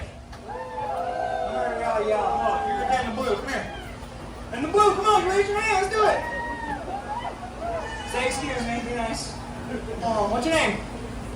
What? George, everyone say hi, George! George, roll with me, come on. We're gonna shopping for an alligator, sound fun? No? Too bad, let's do it anyway. It's alright, listen, we're real simple. You're gonna pick the alligator I use for my show, so everyone knows I'm not cheating like the Patriots, alright? Alright, we're not like that here. Alright, we're going real quick. Now listen, so there's a real big alligator. He's actually sitting right there. It's the moor right there on top. We can't use him. We can't use him up here for photos. Give him time to hang out and just chill for a little bit, so it's part of her cheating. Can't pick him. And there's some new alligators in here. We'll give them time to settle in. If we happen to pick one of the new ones, I'll let you know, okay? Alright, because you can't use them either. Alright, let's go this one. Alright, so we got 2 alligators right here. Go this way. We got 1, 2, 3, 4 alligators right there. A little here. Got 1, 2 more. Alright, then we got a bunch of alligators. Keep down with me. So you see the tail? There's the tail, there's the face right there. And then there's 1, 2 of them more. And then this other one right here. Now I want to say that's all of them. Take a look on this side. Yep, that's all of them. So you've seen all the alligators. Pick whichever one you want. Pick a big one. The smallest one. You really want the smallest one? I mean, I can find them for you. Let's see. I think he's under the bridge right now, but... Oh, actually, I think the road's right at him. I didn't realize. Yeah, he's right there in the back. That's the smallest one. Sure you want that one? Guys, you love making my job hard. All right, come here, because he's kind of crazy. He's one of our craziest skaters. So, drop to me, man. Listen, you picked one of our craziest skaters, okay? And he has a lot of friends, so I need your help. Is that okay? Cool, here's what's gonna happen. I'm gonna jump in the water behind you. I'm gonna start splish splashing around, okay? All the gators come swimming towards me. George, I need you to jump in the water over here, okay? Swim under the bridge. Grab your alligator by the tail. Pull him over the wall and get on his back. Once you do that, I'll take over to all dangerous stuff. Sound good? Oh, come on. You want to do it? We can do it. Real simple. No? Alright, George, you know what? You're a smart kid. Alright, how old are you? 10? Yeah, if you went in there, you would never see 11, okay? Do me a favor. Go watch the show with your family where it's nice and safe. Go give George a huge round of applause! And y'all raising him right, I'll tell you what. But hey, George, did you come out here and meet the alligator yet? No, you gonna get a photo with him? Well, if you want to, you'll be the first one in line on me, okay? I got you. Y'all give George another big round of applause! Oh, man. Hey, Ben, he picked a real good alligator, so I need you to come out here and stall real quick, bud. Stall for you? Yeah, let's talk about something for a second. Sure, okay. Well, let's see. Oh, okay. Folks, inside this arena, there are 12 alligators, and they range anywhere in size from 6.5 to well over 8 feet long, and anywhere in weight from about 180 to over 250 pounds. Now, to those of you who lift, that might not seem like a whole lot of weight, but keep in mind, alligators are 90% muscle. Jesse here is about 90% McChicken. It's not exactly a thanks, man. You're welcome, man. No problem.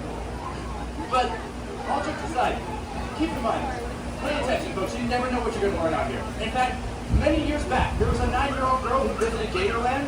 Later in life, she was attacked by a wild alligator. But what she learned right here at this very show saved her life. Now, like I said, folks, pay attention. What you learn here just might save yours one day. Ben, keep talking for a second? Keep talking? Yeah, he's also being like my ex, nice and stubborn. Fair enough. Okay. Let's see. Oh, well, ladies, you are in luck because of last Friday's party. Jesse is now recently single. He loves long walks on the beach, strawberry daiquiris, and he shows affection. And you want the best way anyone knows how to these days. Through memes over Instagram. Oh, Ben, what are you doing, bud? I saw that you were paying for both Hinge Plus and like Tinder Gold. I'm trying to save you some money. No. I don't need a date, dude. I told you I found somebody already. Oh, really? Who? Yeah, say hi to your mom for me.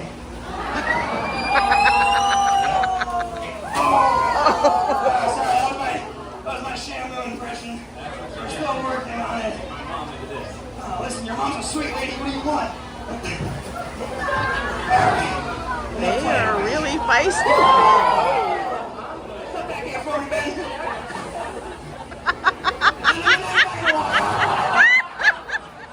Thanks, Ben. I love this show. What is that, alligator 1, Jesse 0? this, George. You had to take it. It's okay. That one said, I don't think so. Excuse me, sir. We're here about your car's extended warranty. Okay. Accident show's over.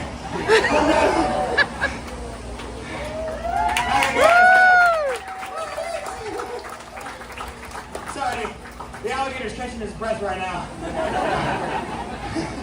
All right, we're gonna go for it. That's how you walk your dog in Florida. Oh, your cat's missing? Oh, that's weird. All right, he's looking at me. Don't look at me. You're stressing me out. All right, I landed on him. Now what? I don't know. I don't make it this far. Hey, George, is this the right one?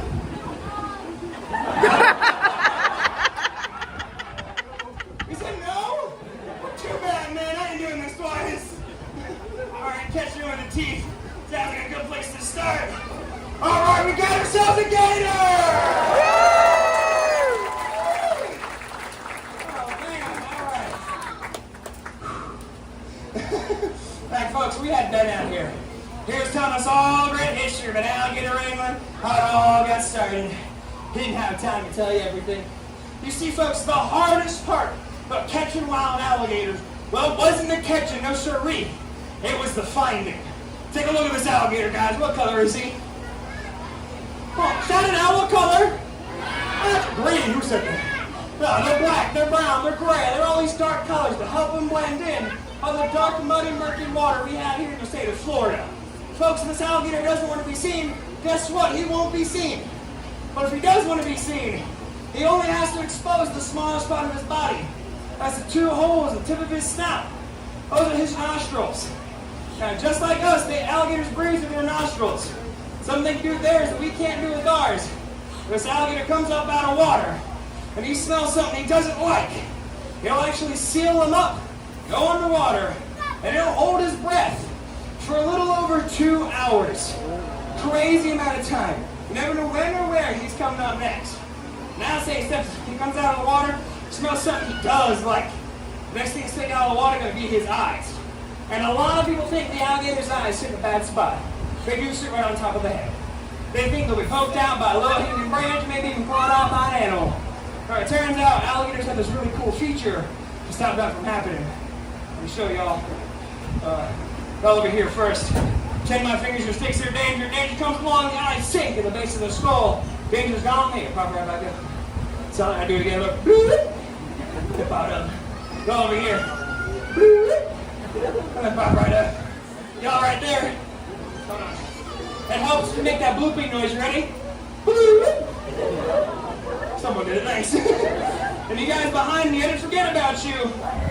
Now, it doesn't hurt the alligator at all. It's actually the same muscle we humans use to blink. Look, you can do one arm. Hold on.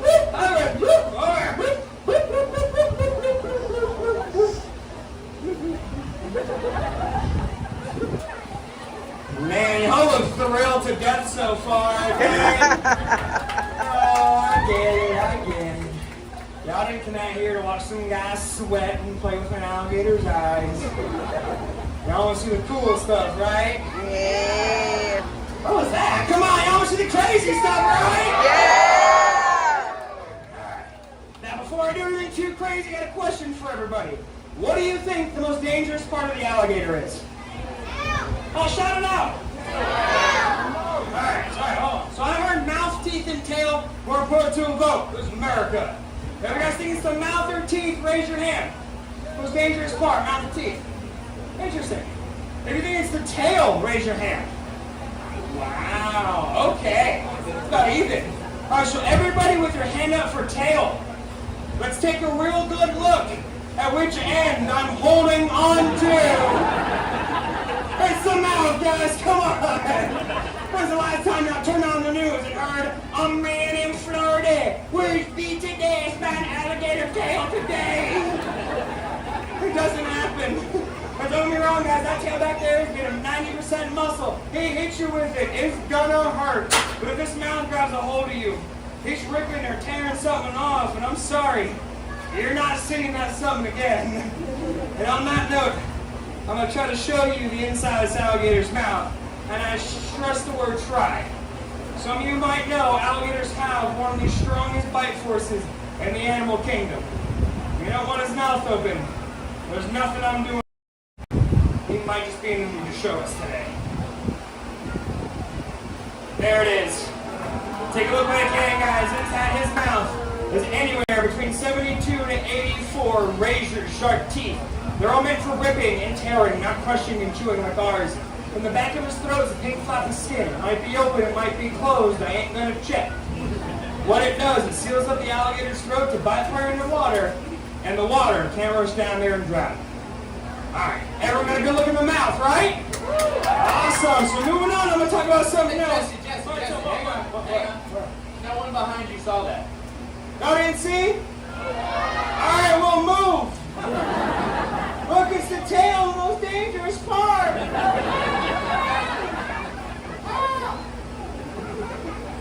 Alright, I'll turn him around. The stupid stuff we do in Florida for minimum wage. Thanks for laughing. That one's not really a joke. My paycheck was. Spin him around. That's what we call the old gator boot scooting boogie right there. Alright. Y'all see better now? Yeah. Thanks. Thanks, kid. Alright. Now take one a little fast. Take two. And we'll talk about something a little different. We'll talk about the alligator's dental plan. Believe it or not, it's very impressive. It's just like sharks. Alligators are constantly losing teeth. They go anywhere between 2,000 to 3,000 teeth in their entire life because they're biting down on hard objects. Turtle shells, bones, other alligators. Folks, an alligator of this size, he easily has a little over 1,000 pounds of crushing force per square inch of his jaw. Ooh, whoa, Jesse, you okay? Yeah, I'm good. I peed a little bit. It's funny from out there. Alright. Y'all didn't see that in the next shows later. Ben can show you. But as you saw, this alligator has a lot of slamming force. What he doesn't have is a lot of opening force. If he and I sit still, I can keep his mouth shut with just one hand. Come to find out, folks, it actually takes a lot less pressure than just one hand to keep the jaws of the American alligator shut. So, y'all check this out. Oh. The famous last words of a redneck right there. Hey, y'all, check this out. Here, why don't you hold my beer? Watch this. And my baby. Hang on, Jesse, fine. What? You're gonna pass off your beer before your baby? Yeah, Ben, I don't know how to make another beer.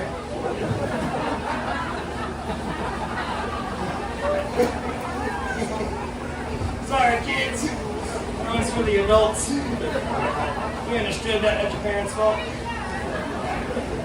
Take a look at how little pressure it takes to keep the jaws of this American alligator shut.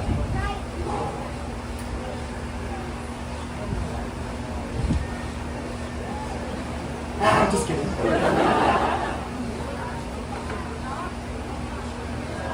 Hands are back. Look at Jesse holds his mouth closed and no hands.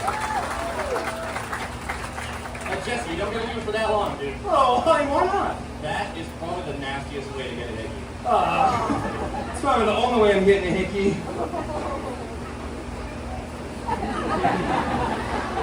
Well, that awkward silence was kind of rough. We're just going to move past that. We'll move on to our... Alright, so, y'all been great. This alligator's been fantastic. We're going to talk about the working jaw of the alligator. You see, way back in the day of wrangling and tangling with these guys every single day, they couldn't tell the difference between alligators and crocodiles. They thought it was how their jaw moved when they ate their food. They thought it was the top jaw moving on an alligator when they ate, bottom jaw on a crocodile when they ate its food. Or, vice versa. Come to find out, folks, actually the bottom jaw of both these animals. Gatorland probably has one of the dumbest ways to show you guys this. Y'all got a camera or phone, I get it out, I get it ready. If this one works out, it's going to make for one heck of a picture. Yeah, get those cameras out of the way, folks, because if this one doesn't work out, it's still going to make for one heck of a picture. Thanks, man. You're welcome. Hey, what are you even here for? Moral support. Moral support. Yeah. For who? Go Gators! Thanks. I appreciate that. Anyway, guys, Ben's right. This one works out. Y'all watch the alligator's bottom jaw. And this goes horribly wrong today. Y'all just watch mine.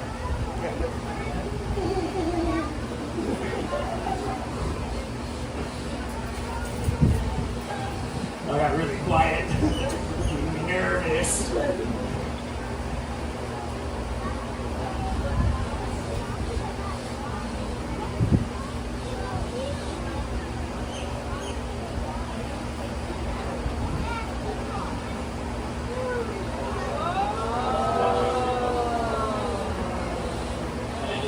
Back, get your photos in! Well, hey, hang on. Jesse, smile. Dude, you look like you're trying to pass a fart. Smile. There you go, now get your photos in! Now put your hands back to change the Snapchat filter. There you go. Yeah, I'm done with that. And number of that's when we got Thunder's round of applause!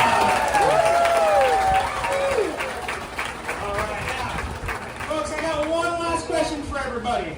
What do you do if you're being chased by a wild alligator? Run, that's right, you want to run. I heard someone say you want to run in zigzags. No, you do not. Yeah, don't get me wrong, guys. I used to think that to myself. In fact, they used to teach that in school here in Florida. Yeah, it doesn't work. It's an old wives' tale. It was made by some crazy lady 100 years ago. She just wanted to watch her husband get eaten by an alligator. Y'all want to run straight, you want to run fast, okay? Alligators can only run anywhere between 4 to about 7 miles an hour. You can outrun an alligator. If you can't, don't feel like it, do what I would do. Okay, trip your friend and walk. It works every time. But all jokes aside, folks, alligators are not out here chasing people. There are only two reasons, two really good reasons, an alligator might chase somebody. One, you're messing with its babies. That case, you deserve it. That's on you. And number two, guys, y'all are feeding them. And I cannot stress this enough, folks. There's anything you take away from the visit here at Gatorland, it's this right here. Do not ever feed wild alligators. It's very, very dangerous and illegal to do it. You guys want to feed alligators? Do me a favor, y'all come to Gatorland, okay? Feed over 2,000 alligators right here at our park where it's nice and safe. Right, guys, are walking through our park. Check out all the signs that say Gatorland Global on it. You can see all the conservation efforts we put forth to say beautiful crocodilians.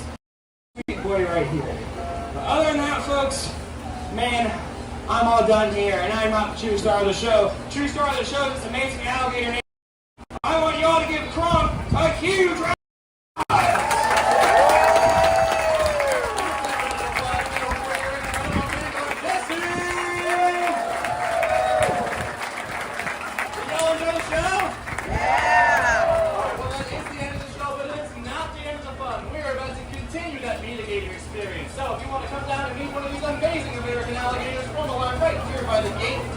Count your clockwise around the arena handrail.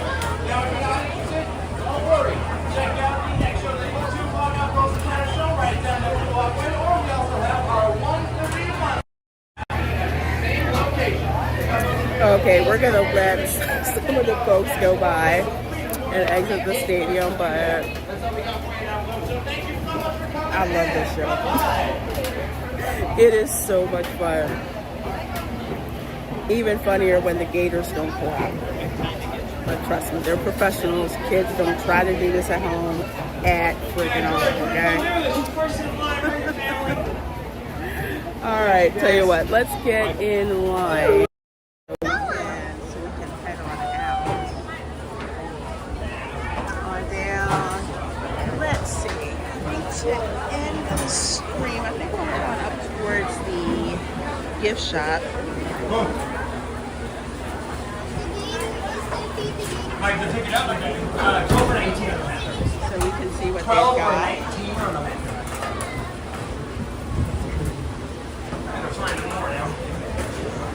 So next time we come to the show, I'll try to get a bit closer. Try to do a close up so you guys can see. Oh no, it's the wrong table. that yes, yet again, more proof that Florida is the Australia of the United States. I keep telling y'all that. Hey, Dad Man Walking says, always great to see Gatorland. Yes, indeed. I hope you're doing good. I hope you're doing well. You and the missus. YouTube actually sent me a Lego kit of the YouTube play button. No more. Everyone say hi, no more. No more slide back. Yeah, we're still working on that. We're working on shapes and colors. It's really, That's a perfect spot. he's really good at number 3. Hey, Gator looks so pissed. I'm so pissed. Like, why am I here? We're professionals. First order of business. Do me a favor. If you are in line or think you're in line, raise your hand. The perfect. If you're not in line, please take a step away from the hand railing. You cannot Clogging up the hand get railing. this The end of the line anywhere is else. right here. You don't mind? Put your hand up. The end of the line's right there. Doing the gray Okay, shirt. let's roll on out. You want to hop in line Let behind folks him. go If you're and not go and get having the out here, pictures. do me a favor, don't stand against the remaining handrail. It's because you get confused if who's not in line, who's not, or who is and who's not. If you want to hang out, by all means. But yeah, now that the weather is cooler, I'll actually be out here at Gatorland a lot more. So, ooh, see? You see the different characters? They're all, some are in costume. Some have the Gators, Goblins, and Ghost t-shirts on. They give you kids like candy bags. They come up and they get candy. Hey, Luniac, how you doing?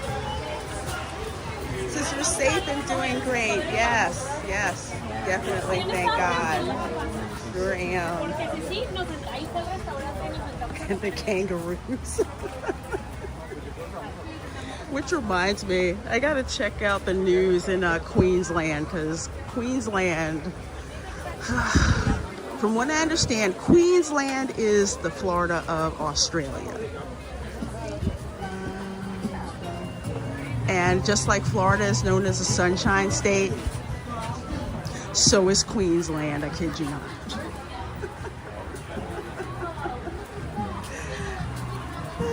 TikTok crocodile. Yes, so they have like funny, scary music, you know, that's playing. And I know some folks who are interested in admission prices. So I know I think for Florida residents, it's $17, I think, to get in. I will put the prices, actually, I'll put a link to Gatorland's website in the description box of this video a little later on. So you can go to the site, see how much the prices are. If you can, buy your tickets online. They're a bit cheaper to do it that way. And if you're coming with a group, consider having someone buy an annual pass and then use the discounts to pay for everyone else. Because if you get a annual pass like I have, I get 30% off of admissions for additional family, you know, for additional people in your party. You get 10% discount off of food, and I think 20% discount off of merchandise. So it's a really, really, really great deal.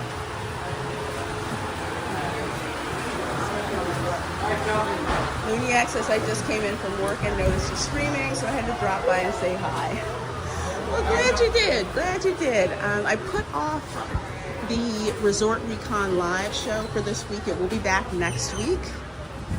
Next week, we're going to be talking how to decorate your house for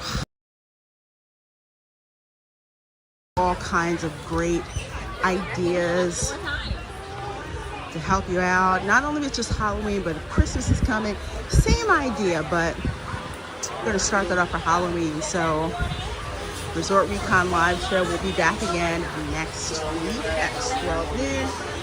Gatorland was open after the hurricane, so I had to come over here and check on the swamp puppies. And yes, Rob, I am a big kid at heart. Especially when, as a kid, I visited my grandparents in Putnam County. I would get the water moccasin and the gator lecture, where they tell you don't go near the water. Snakes can come out of the water or fall out the tree and like bite you and you die, or the gators will come up, snatch you into the water. Yeah, we got that very no nonsense, stern talking to. And even when I brought my nieces and nephews to Disney World and we stayed at the Polynesian, I still gave them the water moccasin and the alligator lecture. Hey, Stitch Lover, how you doing? How you doing? Capybara, the world's largest rodent. I did say I was going to go over and look at the capybaras, right? Let me see if the capybaras are out. I'll walk over there real quick before I go over to... Get up, I like down, sit down. You're not allowed to walk anymore. Get up there. Now. During the night. How was the storm? The storm was okay. It wasn't as bad as Ian, but close enough. I mean, we got really high winds earlier than normal, so yeah, lots of wind, lots of rain, but thank God we didn't lose power. And as much as I don't particularly like my HOA, I gotta say, our power and internet lines are buried. But a lot of areas in rural Florida, the electrical lines are like on poles, so high winds, boom, you don't have any power. But thankfully, since we have a governor that is serious about hurricane preparedness and all of that stuff, have like electrical linemen also from out of the state, and holy crap, that's a big gator. There's two of them. That's Bone Crusher 2 over there. Largest crocodile in captivity. That's him over there. I'll show him. Rob says some Florida residents live near lakes with alligators. Don't know how one can do that. Well, you can. You just have to learn how to live with them. Oh, there we go. There's another one. You always assume that if there's a body of water, there's a gator in it. Ooh, I'm looking at the tilapia over there. You assume there's a gator in it. They usually do not bother you. This is the thing people don't understand. If you're not feeding the gators, they're pretty much scared of humans. Humans and sandhill cranes. They don't like messing with them. But when you have people go and feed the gators, they think it's cute to feed the baby gators, and then the baby gators start eating your cats and small dogs, and then eventually get aggressive. Now, during mating season, yes, some of the gators will get aggressive. We're used to looking under the cars, you know, looking in the pools, stuff like that. But it's something that you learn how to live with. So your native Floridian, or a Floridian semi-native, or Florida alien, especially if you come here from, settle here from out of state, you learn that real quick. We're not going around purposely feeding alligators and going swimming. And like the one video I think Solus Acid posted on Twitter or on X, with this guy that this like murky water and got attacked by an alligator. Before you swim in it, if you see a gator in it, like I said, all you do, you either call the police or the sheriff's office or Florida Wildlife Commission. Everyone knows what a gator call is.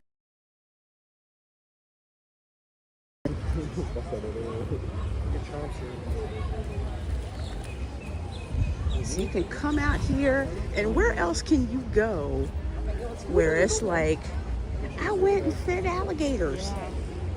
Ooh, huge ones over that way. Really chilling over that way. Oh. You should. I'm trying to get one of the ones in the back. I'm surprised gators won't mess with cranes. The beak will probably penetrate. Aggressive, they're real jerks. They have like a 4-foot wingspan. And there's bin chickens. They're opportunists, but they know where people feed the birds, so they're over here too. I'm trying to see if the capybaras are out.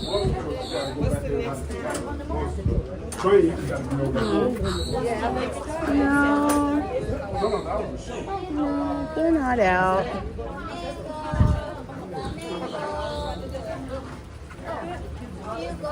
Yeah. Let's see. Grackles. Yeah, and see the fight too.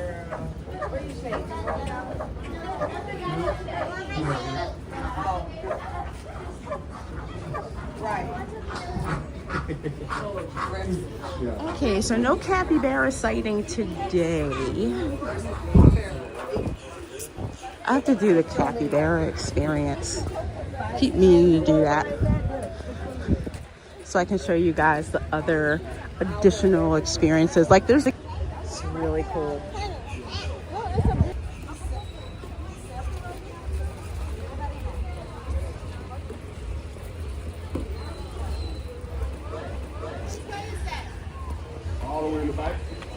When are they gonna open this up? Maybe later. The attendance at this park has grown so much. They really do need like more places for people to eat at. So they're working on it. They're working on it. Thank you guys so much for being here. Please do hit that like button. Say the albino gators one more time.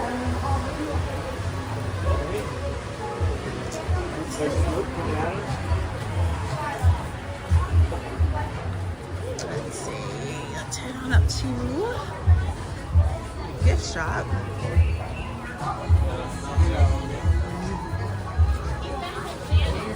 No, this was I mean, we got here like not too long after the park opened, so now it's starting to get a little crowded. Not too bad.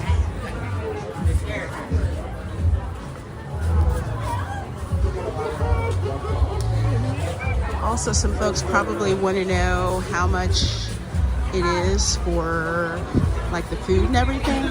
You're going to have a markup because it is a theme park. However, the markups are nothing like Disney or Universal. And considering it's a local park, I feel a lot better about like buying food and stuff from here, especially at Pearl's Cafe. That food is good.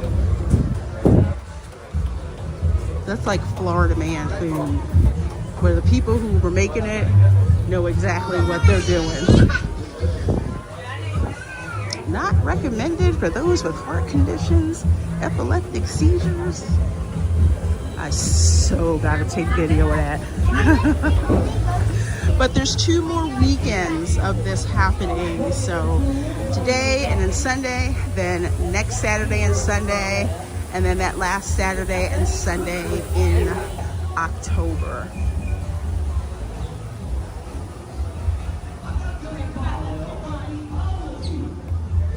Chris Christopherson was born in the year of the rat, which was a leap year. Oh. Yep, yep, Miss Amanda, the easiest way to... Okay, so it looks like as soon as I went in the gift shop, the connection dropped. So